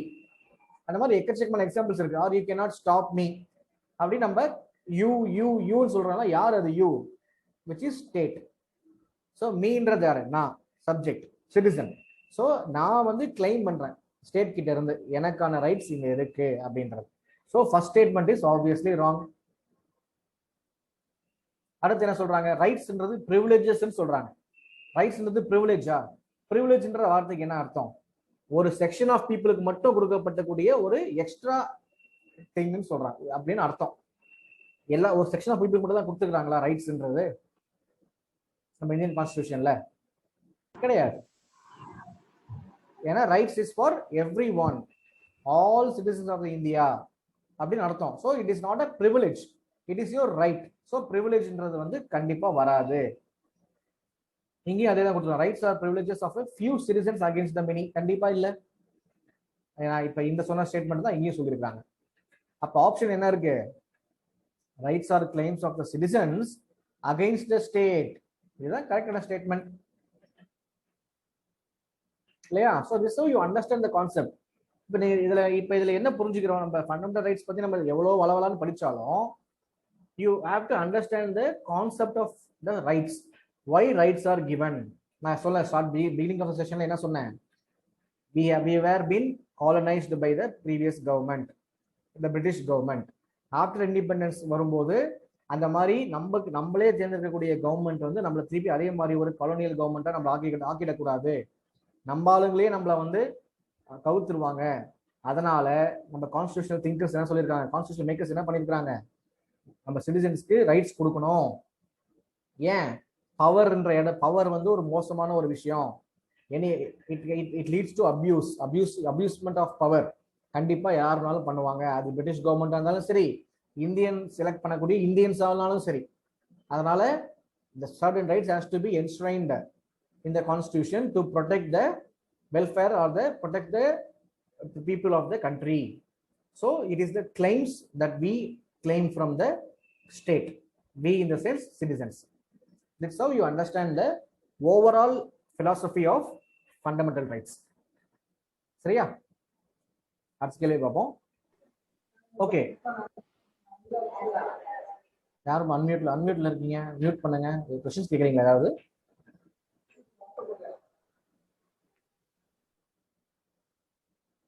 Okay, second question, அதே 2017 கேட்ட question. One of the implications of equality in society, உடைச்சு படிங்க. One of the implications of equality in society is the absence of கேக்குறாங்க. ஈக்குவாலிட்டிக்கு சொசைட்டில இருக்கக்கூடிய ஈக்குவாலிட்டிக்கு எது ஆப்சென்டா இருந்தா பாதிப்பு வரும்னு கேக்குறாங்க. ஐ மீன் பாசிட்டிவா கேக்குறாங்க. One of the implications of equality in society is the absence of. எது ஆப்சன்ஸா இருக்கு? எந்த சொசைட்டில எந்த ஒரு விஷயம் இல்லைன்னா ஈக்குவாலிட்டி வரும், அவ்வளவுதாங்க கேள்வி. சொசைட்டில இந்த விஷயம் இல்லைன்னா எனக்கு ஈக்குவாலிட்டி இருக்குங்க அப்படின்றது எதுன்னு கேக்குறாங்க. எது? ப்ரிவிலேஜஸ், restraints, competition, ideology கேக்குறாங்க. ஓகே, ஒவ்வொன்றா பார்ப்போம். கீழ இருந்து வரலாம். ஐடியாலஜி வந்து இல்லைன்னா ஈக்குவாலிட்டி வந்துருமா? எல்லா ஐடியாலஜின்றது இண்டிவிஜுவல் சம்பந்தப்பட்ட விஷயம். எனக்கு ஒரு ஐடியாலஜி இருக்கும், உங்களுக்கு ஐடியாலஜி இருக்கும். ஆப்வியஸ்லி இன்இக்வாலிட்டி என்ன, அது உங்களுடைய நாலேஜ் சம்பந்தப்பட்ட விஷயம். கண்டிப்பா அது வராது. காமன் சென்ஸ் ரிமூவ் பண்ணிடலாம். காம்படிஷன் ஒரு இன்இக்வாலிட்டிக்கான ஒரு விஷயமா? Can competition consider to be an inequality factor? Definitely not. ஏன்னா மெரிட் அப்படின்றது வந்து கண்டிப்பா இருக்கணும். நீங்க வந்து காம்படிஷன் வந்து இன்இக்வாலிட்டியா இருக்க முடியாது. சரிங்களா? இப்ப நீட் கேஸ் இருக்கு இல்லையா? அப்ப நீட் எக்ஸாம்ஸ்ன்றதே வந்து என்னது, என்ன சொல்றீங்க கிஷோர்? ஈக்குவலி டிஸ்ட்ரிபியூட்டட் சொல்றீங்க. என்னது காம்படிஷனா? என்ன சொல்றீங்க? அது ஈக்குவல் டிஸ்ட்ரிபியூட்டட் என்ன அர்த்தம்? நீங்க என்ன சொல்ல வரீங்க? Yes, correct. So competition. இப்போ நீட் எக்ஸாம்ல என்ன பிரச்சனை வைக்கிறாங்க? நீட் எதிர்க்கிறவங்க என்ன சொல்றாங்க? ஈக்குவாலிட்டி இல்ல ஆர் ஈக்விட்டி இல்லைன்னு சொல்றாங்க. ஈக்குவாலிட்டி டிஃபரன்ஸ் இருக்கு. ஸோ ஈக்விட்டி இல்லை, ஏன்னா வந்து டிஃப்ரெண்ட் கைண்ட் ஆஃப் போர்ட்ஸ் படிக்கிறாங்க. Central board, state board, ICSE board, அப்படி நிறைய போர்ட்ஸ் இருக்கு. ஸோ எல்லாருக்குமே ஒரு ஈக்குவலான ஒரு எஜுகேஷன் சிஸ்டம் இல்லாதனால ஹவு கேன் யூ ஹேவ் ஒரு exam which has got pan Indian ஃபார்மேட்ல எப்படி வைக்க முடியும் அப்படின்னு ஒரு கேள்வி கேட்குறாங்க. ஆனா கான்செப்ட் என்ன? அது ஒரு மெரிட் பேஸ்டு எக்ஸாமினேஷன். அந்த எக்ஸாமினேஷன்ல பாத்தீங்கன்னா எல்லா விதமான போர்ட்ஸ் வந்து கொஸ்டின்ஸ் வந்திருக்கு. ஸோ காம்படிஷன் வந்து இன்இக்வாலிட்டியை வந்து பாதிக்கப்படுதான்னு கேட்டா கண்டிப்பா கிடையாது. மெரிட் அப்படின்றது வந்து எஃபெக்டிவ்னஸ், எஃபிஷியன்சி இருக்கணும் இல்லைங்களா? ஸோ அப்ப நீங்க ரிசர்வேஷனுக்கே பாத்தீங்கன்னா ரிசர்வேஷன் எதிர்க்கிறவங்க என்ன சொல்றாங்க?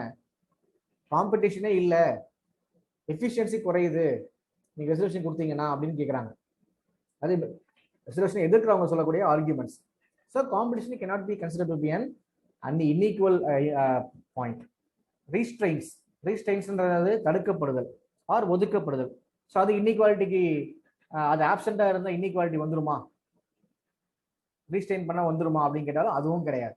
ஆப்வியஸ்லி என்ன இருக்கு ஆப்ஷன்? ப்ரிவிலேஜஸ். யாருக்குமே ஸ்பெஷலா எதுவும் செய்யக்கூடாது, ஸ்பெஷலா இவங்களுக்குன்னு சில விஷயங்கள் செய்யக்கூடாது. அப்பதான் ஈக்குவாலிட்டி வரும். அதான் correct answer will be privileges. எவ்வளவு அழகா கேட்கறாங்க பாருங்க. Right to equality. இப்போ இதோடைய ஆக்சுவல் ஆர்டிகல் என்ன? Article 14 and article 15. இந்த ரெண்டு ஆர்டிகளுடைய கான்செப்ட் கேட்கறாங்க பாருங்க. எப்படி கேட்கறாங்க? எது இல்லைன்னா ஈக்குவாலிட்டி வரும்னு கேட்கறாங்க. ரைட்டா? ஸோ ப்ரிவிலேஜ் இல்லைன்னா தான் ஈக்குவாலிட்டி வரும் கண்டிப்பா. இந்த கொடுக்கப்பட்ட எக்ஸாம்பிள்ஸ்ல சொல்றேன், நிறைய ரீசன்ஸ் இருக்கு. பட் கொடுக்கப்பட்ட எக்ஸாம்பிள்ஸ், கொடுக்கப்பட்ட ஆப்ஷன்ஸ்ல ஐடியாலஜி டிஃபரன்ஸ் இருந்தாலும் கண்டிப்பா ஈக்குவாலிட்டிக்கு அதுக்கு சம்பந்தம் கிடையாது. காம்படிஷன் மெரிட் பேஸ்ல வரனால அதுக்கும் அதுக்கு சம்பந்தம் கிடையாது. ரீஸ்ட்ரெயின்ஸ் வந்து இண்டிவிஜுவல் சம்பந்தப்பட்ட விஷயம். நான் என்ன ஒதுக்கிக்கிட்டாலும் சரி, இன்னொருத்தர் நீங்க தடுத்தாலும் சரி, ஈக்குவாலிட்டி சம்பந்தப்பட்ட ப்ராப்ளம் வராது. when you give a special privilege on a section of people, only then equality will be having a problem in the society. So when there is no privilege, when everyone is treated equal, then equality can be ensured. அதான் concept of equality. அதான் இங்க சொல்லியிருக்காங்க article 14 and 15 சொல்லியிருக்காங்க. Concept இப்படிதான் கான்செப்டா கேட்கறாங்க. அதுதான் நம்ம கான்செப்டா explain பண்ணிட்டு இருக்கோம் ஃபண்டமெண்டல் ரைட்ஸ். சரிங்களா? Any doubts so for? Clear, sir. Okay right. அடுத்த கொஸ்டின் பார்ப்போம். 2017 தான் கேட்டிருக்காங்க. இது ஒரு we can say it is a factual based question. Which of the following okay யாரால படிக்கலாமா? பரத் படிங்க. Which of the following are envisaged by the right against exploitation in the Constitution of India?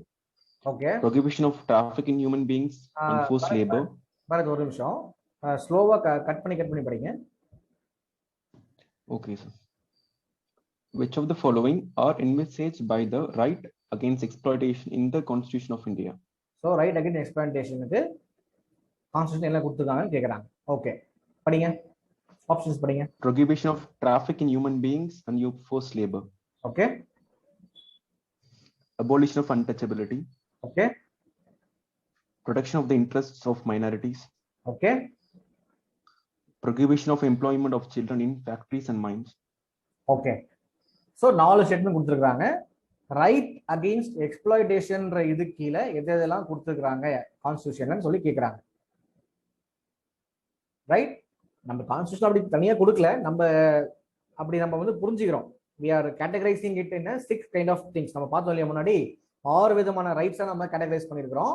அதுல வந்து எதெல்லாம் வந்து கொடுக்கப்படக்கூடிய 4 ஆப்ஷன்ஸ்ல எதெல்லாம் ரைட்ஸ் அகைன்ஸ்ட் எக்ஸ்ப்ளாய்டேஷன், ஓகே, எதெல்லாம் வந்து ரைட்ஸ் அகைன்ஸ்ட் எக்ஸ்ப்ளாய்டேஷன்ல வருதுன்னு கேட்குறாங்க. எதெல்லாம் வருது? ஃபர்ஸ்ட் ஸ்டேட்மெண்ட் என்ன பாருங்க, prohibition of traffic in human being and forced labor. exploitation meaning என்ன? what is meant by exploitation? The exploitation is nothing but when you extract the most beyond the enough provisions. ஒருத்தருக்கு எக்ஸ்ப்ளாய்ட்ன்றது வந்து அவருடைய இது போக, அவங்களுடைய தேவைக்கு போக, இல்லை அவருடைய ஆசைக்கு போக, அவருடைய விருப்பத்துக்கு மாறா செய்யக்கூடிய விஷயங்கள் தான் எக்ஸ்ப்ளாய்டேஷன் சொல்லுவாங்க. இப்போ எனக்கு வந்து இப்போ நான் ஒரு கம்பெனியில் ஒர்க் பண்ணுறேன், சரிங்களா? எனக்கு வந்து 9 மணி நேரம் வேலை செய்யணும், 1 hour பிரேக், 8 + 1 hours ஒர்க். எனக்கு வந்து ஒரு மாசத்துக்கு 2000 ரூபாய் சம்பளம், ஒரு நாளைக்கு 2000 ரூபாய் சம்பளம்னு வச்சுக்கோங்களேன். இது வந்து எனக்கான டியூ அமௌண்ட்னு சொல்லலாம். இது வந்து ஒரு ஃபேர் அமௌண்ட் எனக்கு கொடுக்குறாங்க. என்னை வந்து கம்பெனி வந்து என்ன சொல்றாங்க, ஒரு 4 மணி நேரம் எக்ஸ்ட்ரா ஒர்க் பண்ணுங்க ஒரு நாளைக்குன்னு கேட்குறாங்க, சரிங்களா? But the company is not paying any extra money for the 4 hours that I work. அப்ப அது என்ன அர்த்தம்? அந்த எக்ஸ்ட்ரா கான்ட்ரிபியூஷன் தான். யா,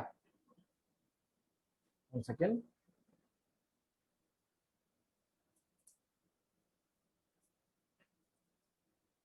சரிங்களா? So when the company is not paying for the extra effort that I do, obviously it's considered to be exploitation.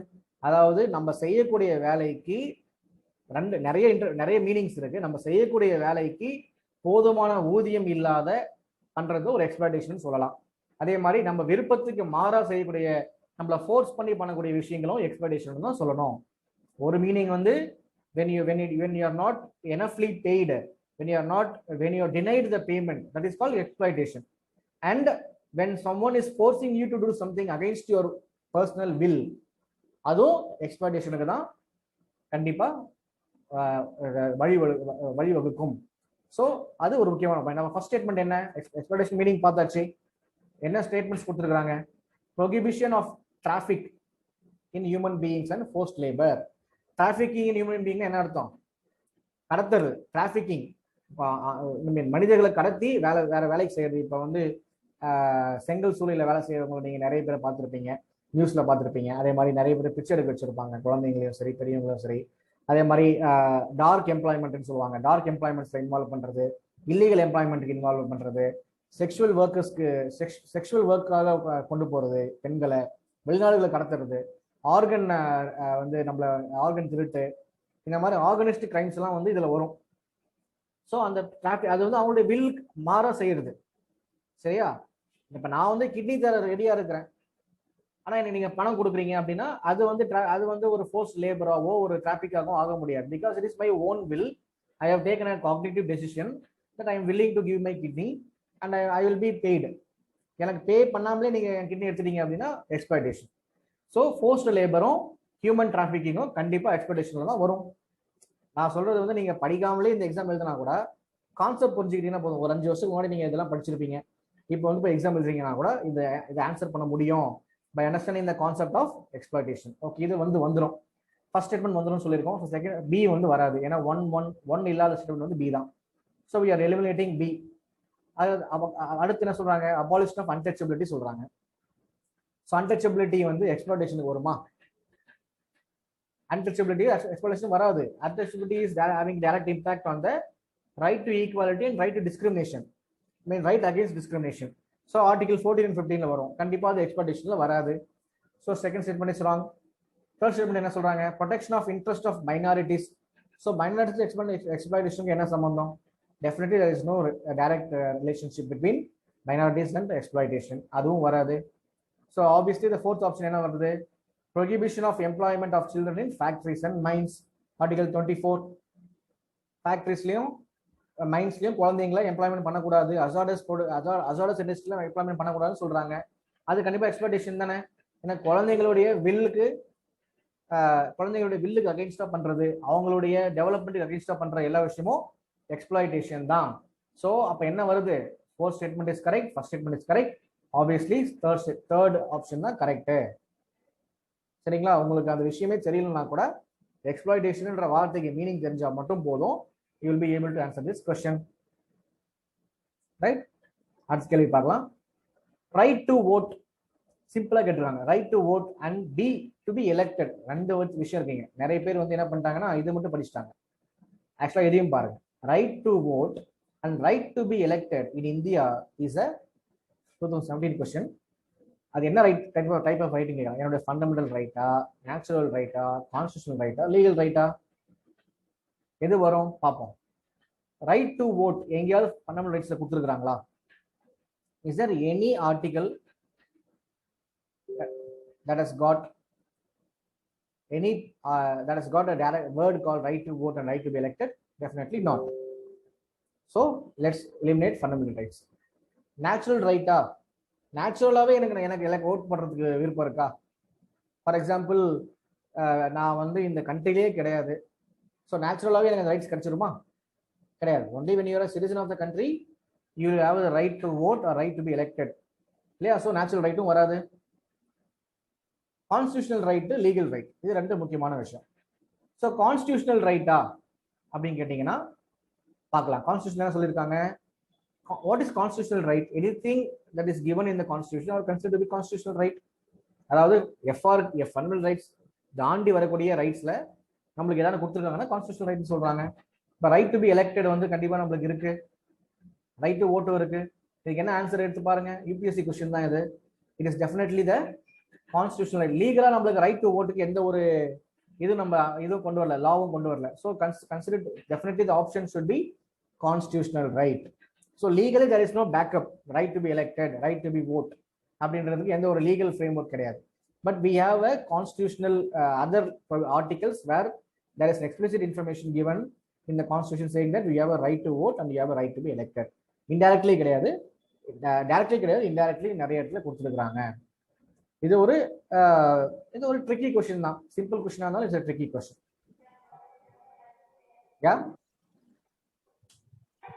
யாரோ அன்மியூட்ல இருக்காங்க, mute போங்க. Okay. So we started at 9:40, right? 10:40, 11:15. Last question பார்த்துடலாமா? இதை மட்டும் பார்த்துடலாமா? 5 question பார்த்துட்டு போயிடலாமா? இது பழைய கொஸ்டின் தான், ரெலவெண்டான கொஸ்டின் கிடையாது. But still let's have a look on it. Last கொஸ்டினா எடுத்துக்கலாம். Next stop is waiting for the next session. Okay, அடுத்த கொஸ்டின் பார்ப்போம். யார் படிக்கிறீங்க? கிஷோர் படிங்க.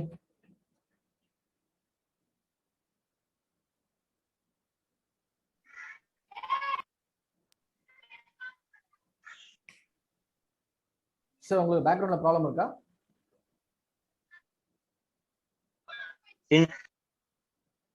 படிங்க குயிக்.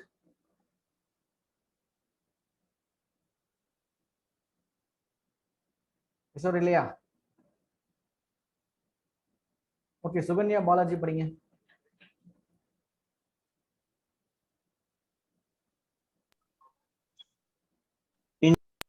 In India, ஓகே, ஃபாஸ்டா படிங்க Kishore. Okay, I think there's a signal problem with Kishore. Can someone else? Sukanya நீங்க இருக்கீங்களா லைன்ல? ஓகே, புனிதா படிங்க. In India, if religious sect or community is given the status of a national minority, what special advantages it is entitled to? Okay, 2011ல வந்த கேள்வி. என்ன கேக்குறாங்க question? இந்தியால ஒரு ரிலிஜியஸ் செக்டோ ரிலிஜியஸ் கம்யூனிட்டியோ வந்து மைனாரிட்டின்ற ஸ்டேட்டஸ் கொடுத்தாங்கன்னா அவங்க என்னென்னலாம் அட்வான்டேஜ் எடுத்துப்பாங்க, அவங்களுக்கு என்னென்ன அட்வான்டேஜஸ் இருக்கு அப்படின்னு கேக்குறாங்க. படிங்கம்மா. It can establish and administer exclusive educational institutions. Okay. The President of India automatically nominates a representative of the community to the Lok Sabha. It can derive benefits from the Prime Minister's 15-point program. Right. So என்ன சொல்றாங்க? ஒரு minority கம்யூனிட்டியை வந்து national மைனாரிட்டின்ற status கொடுக்கணும். ஆக்சுவலா இப்போ ரீசெண்டாக உங்களுக்கு ஜெயினிசம் கொடுத்துருப்பாங்க. ஸோ நேஷனல் மைனாரிட்டின்ற ஸ்டேட்டஸ் வந்து சென்ட்ரல் கவர்மெண்ட் கொடுக்குது. ஸோ நீங்க மைனாரிட்டி எடுக்கிறனாலேயே உங்களுக்கு வந்து அந்த ஸ்டேட்டஸ் வந்துடாது. You should represent yourself, you should voice out your problems, only then the government will decide whether you're minority or not. So அப்போ மைனாரிட்டின்ற ஒரு ஸ்டேட்டஸ் உங்களுக்கு கொடுத்தாங்கன்னா என்னென்னலாம் உங்களுக்கு ப்ரிவிலேஜஸ் இருக்கு, என்னென்னலாம் உங்களுக்கு இது இருக்குன்னு கேட்குறாங்க, அட்வான்டேஜஸ் இருக்குன்னு கேட்குறாங்க. பார்ப்போம். இட் கேன் எஸ்டாப்ளிஷ், நான் அண்டர்லைன் பண்ணியிருப்பேன் அவங்க இவங்க படிக்கும்போது. It can establish and administer exclusive education institutions இருக்கா? என்ன மைனாரிட்டிஸ், எந்த ஆர்டிகல் வருது இதுல? Article 29. Very good. So article 30. Article 29 30 sir. வேற வெரி குட் சொல்லிட்டோமா? 30, that's correct. 30. No problem. So article 30ல எக்ஸ்க்ளூசிவா என்ன கொடுத்துருக்காங்க? அவங்களுடைய இன்ஸ்டிடியூஷன்ஸ் எஸ்டாப்ளிஷ் பண்ணி அட்மினிஸ்டர் பண்றதுக்கு மைனாரிட்டிஸ்க்கு ஈக்குவல் ரைட், எல்லா ரைட்ஸும் கொடுக்கப்பட்டிருக்கு. So that is considered to be the correct option. Second option என்ன சொல்லியிருக்காங்க? President of the India automatically nominates. இந்த ஆட்டோமேட்டிக்கலி நான் இதுல சொல்லியிருப்பேன் உங்களுக்கு, என்னுடைய டெமோஸ்ட்ரேஷன்ல சொல்லியிருப்பேன். இந்த ரெட் ஃபிளாக்ஸ்ன்னு சொல்லுவாங்களே, எக்ஸ்ட்ரீம் ஸ்டேட்மெண்ட்ஸ், ரெட் ஃபிளாக்ஸ், இதெல்லாம் வந்து உங்களுக்கு நிறைய கேட்டிருப்பாங்க. அப்ப இது ஒரு ரெட் ஃபிளாக், இல்லைன்னா இது வந்து ஒரு எக்ஸ்ட்ரீம் ஸ்டேட்மெண்ட். ஆட்டோமேட்டிக்கலி பண்ணிடுவாரா? பிரசிடென்ட்டுக்கு என்ன ஆட்டோமேட்டிக் பவர்ஸ் இருக்கா? கிடையாது. So he cannot automatically nominate representative from the community of இந்த லோக்சபா. ஸோ அந்த மைனாரிட்டி கம்யூனிட்டில இருந்து ஆட்டோமேட்டிக்கலாக ரெப்ரசென்ட் பண்ண முடியாது. இருக்கிறவங்களே தூக்கிட்டாங்க. இப்போ இருக்கிறவங்களே நம்மளுக்கு வந்து ஆங்கிலோ இந்தியன்ஸ் தூக்கிட்டாங்க. ஸோ இப்போ அப்படி ஆட்டோமேட்டிக்காக பண்ண முடியாது. ரைட். அடுத்து என்ன சொல்றாங்க? மூணாவது, பிரைம் மினிஸ்டருடைய 15-point ப்ரோக்ராம். இது வந்து பழைய ப்ரோக்ராம் தான், இப்போ இந்த கவர்மெண்ட்ல அது இல்லை. பட் அந்த யூபிஏ கவர்மெண்ட்ல வந்து பிரைம் மினிஸ்டர் 15 பாயிண்ட்ஸ் ப்ரோக்ராம்னு ஒன்று கொண்டு வந்தாங்க.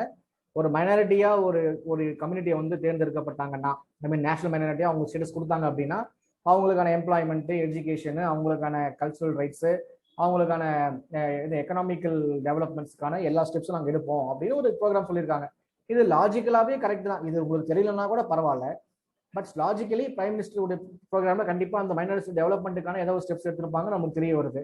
So second statement wrong, first statement is correct, third statement is correct. Obviously the answer should be C. சரிங்களா? So this is how you interpret the question. This is how you understand and correlate the questions with the articles. ஆர்டிகல்ஸ்ல எப்படி இந்த கொஸ்டினை relate பண்ணி படிக்கிறது. So இது article 13 பத்தின question. இதுக்கு முன்னாடி பார்த்த கொஸ்டின் என்ன ஆர்டிகல்? இது இந்த ஆர்டிகல் கிடையாது. இட்ஸ் ஒரு கான்ஸ்டிடியூஷனல் பேஸ்ட் சிம்பிள் ஒரு காமன் கொஸ்டின். இதுல பாத்தீங்கன்னா என்ன கொடுத்துருக்காங்க? அகைன்ஸ்ட் எக்ஸ்ப்ளாய்டேஷன் ஆர்டிகல் 24 பத்தி கொடுத்துருக்காங்க, 23 and 24. ஸோ இப்படிதான் அவங்க வந்து கான்செப்டா கேட்குறாங்க அப்படின்றது தான் நான் உங்களுக்கு சொல்ல வர்றது இந்த விஷயத்துல. And I have lots of examples with me. இன்னும் 2 கொஸ்டின் எக்ஸாம்பிள்ஸ் இருக்கு. And I have comparison of the Indian constitution fundamental rights with human rights, universal declaration of human rights இருக்கு இல்லையா, யுஎன்ஹெச்ஆர்சி அவங்களுடைய ரைட்ஸுக்கும் இவங்களுடைய நம்மளுடைய கான்ஸ்டியூஷன் கம்பேரிசன் கொடுத்துருக்கிறேன். அதை அந்த விஷயங்கள் இருக்கு. அது வந்து எக்ஸ்பிரஷன் தேவை கிடையாது. ஏன்னா அது வந்து ஏற்கனவே நம்மளுக்கு இந்த விஷயம் தெரியும், கான்ஸ்டியூஷன் என்னென்ன கொடுத்துருக்காங்கன்னு தெரியும். அதை எப்படி வந்து இந்த டிக்ளரேஷன்ல கொடுத்துருக்காங்கன்றத கம்பேரிசன் கொடுத்துருக்கிறேன். லாஸ்ட் டைம் ஒரு கேள்வி கேட்டிருக்காங்க இதுல, அதனால தான் இந்த கொஸ்டின் கேட்டிருக்கோம். ஸோ எக்கனாமிக்கல் ரைட்ஸ்க்கும் civil and political rights enable பண்ற மாதிரி இந்தியன் கான்ஸ்டியூஷன் என்ன கொடுத்துருக்காங்கன்னு ஒரு டாபிக் இருக்கு.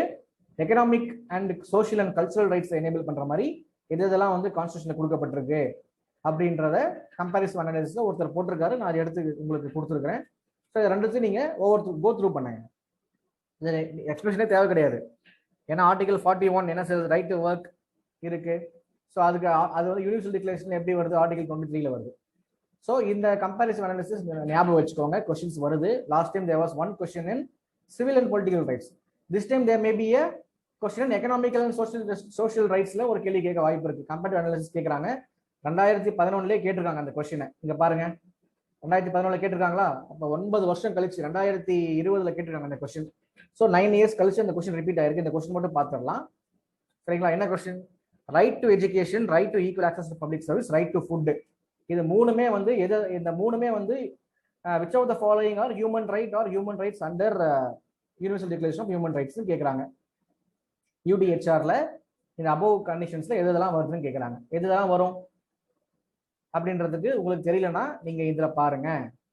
இல்ல காமன் சென்ஸ்ல நீங்க பார்க்கலாம்னா கூட எப்படி பார்க்கலாம்?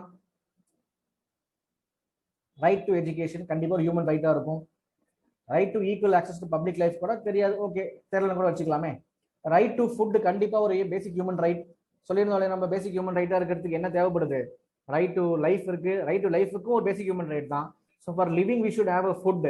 ஸோ அது கண்டிப்பா இருக்கும். ஸோ அது வந்து சர்வைவலுக்கு மட்டுமா அப்படின்னு கேட்டால் கிடையாது. நம்ம டெவலப்மெண்ட்டுக்கு என்ன பண்றோம்? ரைட் டு எஜுகேஷன் பண்றோம். அதே மாதிரி பப்ளிக் சர்வீசஸ்லயும் நம்மளுக்கு ஈக்குவல் ஆக்சஸ் கிடைக்கணும்ன்றது நம்ம டெவலப்மெண்டல் ஆஸ்பெக்ட்ல பார்க்க வேண்டிய ஒரு விஷயம். It is not a basic right, but it's a developmental aspect right. So obviously all the three rights will definitely in a common sensical perspective, these three rights can be considered as the human rights under the Universal Declaration of Human Rights. நம்மளுடைய logical conclusion. ஆனா நம்ம கான்கிரீட்டா எவிடன்ஸோட படிக்கணும் அப்படின்னா கீழே வரக்கூடிய articles நீங்க கண்டிப்பா go through பண்ணணும். So every one has to go through. Last டைமே வந்து ஒரு டாஸ்க் கொடுத்துருந்தேன். நான் ஆர்டிகல் நம்ம சுப்ரீம் கோர்ட்ல நம்ம மென்ஷன் பண்ணாத ஆர்டிகல்ஸ் எல்லாம் கொடுங்கன்னு சொல்லியிருந்தேன். No one has got an interest in it. It is obviously you are going to lose it, not me. சரிங்களா? And one last question, இதை மட்டும் முடிச்சிடலாம். Which one of the following categories of fundamental rights incorporated protection against untouchability? அது நம்ம last நம்ம டிஸ்கஷன்ல நம்ம பார்த்தோம். என்ன கொஸ்டின்? ஃபண்டமெண்டல் ரைட்ஸ் இன்கார்பரேட் பண்ண மாதிரி இன்கார்பரேட்ஸ் ப்ரொடெக்ஷன் அகைன்ஸ்ட் அன்டச்சபிலிட்டி. எந்த ஒரு ஃபண்டமெண்டல் ரைட்டு அன்டச்சபிலிட்டியை வந்து எதிர்க்குது அப்படின்னு கேட்டிருக்காங்க. எது இருக்குது? எக்ஸ்ப்ளாய்டேஷனுக்கும் அன்டச்சபிலிட்டிக்கு சம்மந்தம் இருக்கா? கிடையாது. கான்ஸ்டிடியூஷனல் ரெமிடிஸ்க்கும் இதுக்கும் சம்மந்தம் இருக்கா? அதாவது இது ஒரு டிஃபிகல்ட் ஸ்டேட்மெண்ட். அடுத்து பார்ப்போம். ரைட் டு ஈக்குவாலிட்டி வரலாம். ரைட் டு ஃப்ரீடம், ஃப்ரீடமுக்கும் அன்டச்சபிலிட்டிக்கு சம்மந்தம் இருக்கா? இருக்கா? யாராங்க சொல்லுங்க. சாட் எங்க?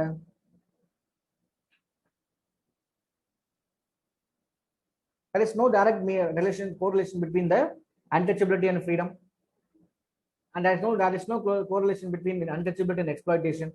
Up untouchability is another. What is the concept of untouchability? When you are not treated equally, I am you and me are not the same. அப்படின்ற இடத்துல தான் வந்து உங்களுக்கு untouchability வருது. ஸோ அந்த டிஸ்கிரிமினேஷன் டைரக்டா எதுல வருது? ஈக்குவாலிட்டிக்கான ப்ரொவிஷன்ல தான் வருது. Protection of untouchability comes under equality. So இது படிச்சா தெரிஞ்சுக்கலாம். காமன் சென்ஸ்ல யோசிச்சா எக்ஸ்ப்ளாய்டேஷன் பண்ணா ஈக்குவாலிட்டி வருமா இல்லைன்னு சொல்ல முடியாது. அதே மாதிரி ஃப்ரீடமும் அதே மாதிரி தான். கான்ஸ்டிடியூஷனல் ரெமிடிஸ் வந்து அதோடைய போஸ்ட்மார்ட்டம் வேலை. சரிங்களா? அது வந்து ரெமிடிஸ் வர்றது. ஆனா என்ன கேட்கறாங்க? ஃபண்டமெண்டல் ரைட்ஸ்ல வந்து ப்ரொடெக்ஷன் அகைன்ஸ்ட் எது ஃபர்ஸ்ட் வருது அப்படின்னு கேட்கறாங்க. இதுவும் நீங்க கன்சிடர் பண்ணலாம், எதையும் கன்சிடர் பண்ணலாம். ஆனா ப்ரொடெக்ஷன் பண்றதுக்கு எது ஃபர்ஸ்ட் வருது? ஒரு விஷயம் வந்து நடக்காம இருக்கிறதுக்குன்னு இருக்கு இல்லையா? அதை வருமுன் காப்போம்ன்ற மாதிரி ஒரு விஷயம் நடக்கவே கூடாதுன்றதுக்கு வந்து ஒரு ப்ரொடெக்ஷன் இருக்கு. நடந்தா என்ன ஆகும்னு சொல்றதுக்கு பின்னாடி இருக்கு. அதுதான் இது கான்ஸ்டிடியூஷனல் ரெமிடிஸ் வந்து ஆர்டிகல் 32. அது விஷயம் நடந்து போச்சு, அதை எப்படி நம்ம ரெக்டிஃபை பண்றது? அதுக்கு எப்படி தீர்வு காண்றது அப்படின்றது வந்து ஆர்டிகல் 32 சொல்லப்பட்டிருக்கு. அது ஒரு ஃபண்டமெண்டல் ரைட் தான். பட் ஆனா ஃபர்ஸ்ட் ஆஸ்பெக்ட்லயே அந்த ஃபர்ஸ்ட் இன்ஸ்டன்ஸ்ல எப்படி ப்ரொடெக்ஷன் கொடுக்கறது அன்டச்சபிலிட்டிக்குன்னு சொல்லிட்டு கான்ஸ்டியூஷன் எங்க கொடுத்துருக்காங்க? Definitely under article 17 right to untouchability article 17 கொடுத்துருக்காங்க protection right against untouchability.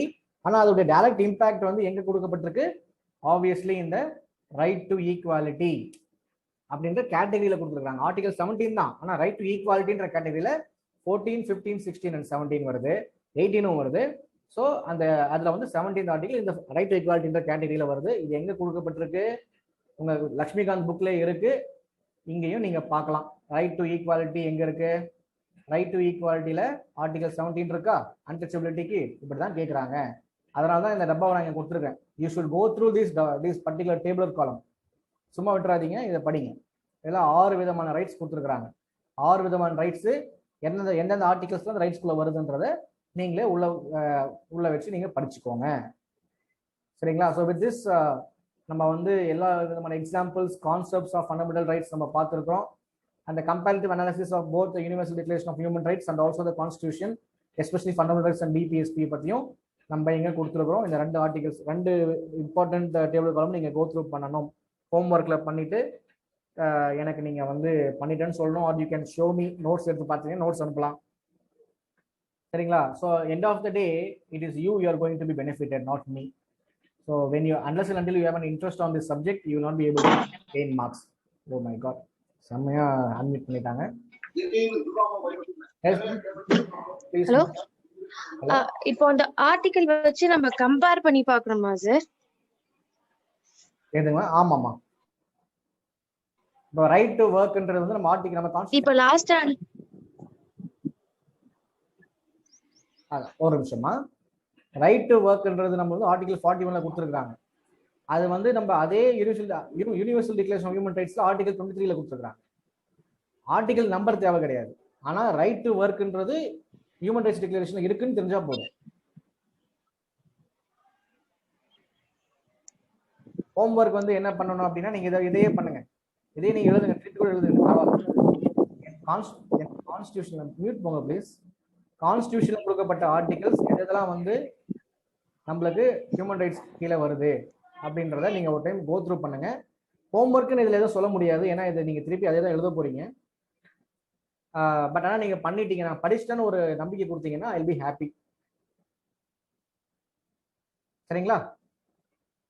So if you go through with these important points, one question can be expected in this. Let's see. இதில் நான் பண்ணிட்டேன் சார்னு சொல்ல போதும், ஏன்னா இது ஹோம்ஒர்க் எதுவும் சொல்ல முடியாது. நீங்க திருப்பி அதே தான் எழுத போறீங்க. சரிங்களா? ஸோ ஃபண்டமெண்டல் ரைட்ஸ் இதோட முடியுது.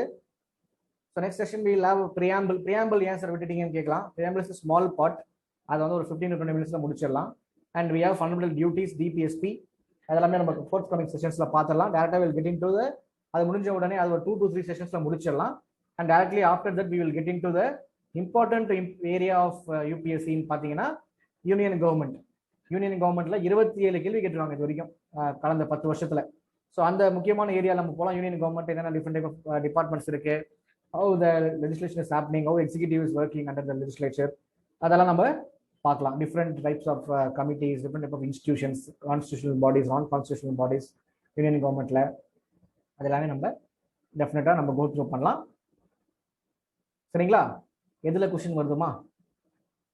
அதுலயும் கொஸ்டின் வருது சார். எதுல கொஸ்டின் வருது சார்? துரை,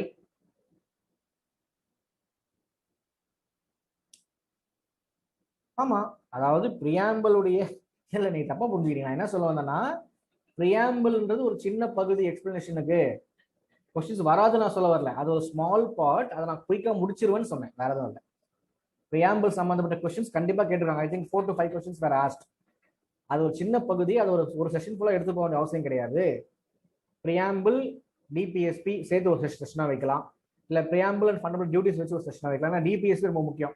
ஸோ டிபிஎஸ்பியை ஒரு செஷனா வச்சுட்டு பிரியாம்பிளையும் எஃப்டிஎமும் சேர்த்து ஒரு செஷனா வச்சிடலாம் அப்படின்றது என்னுடைய பிளான்.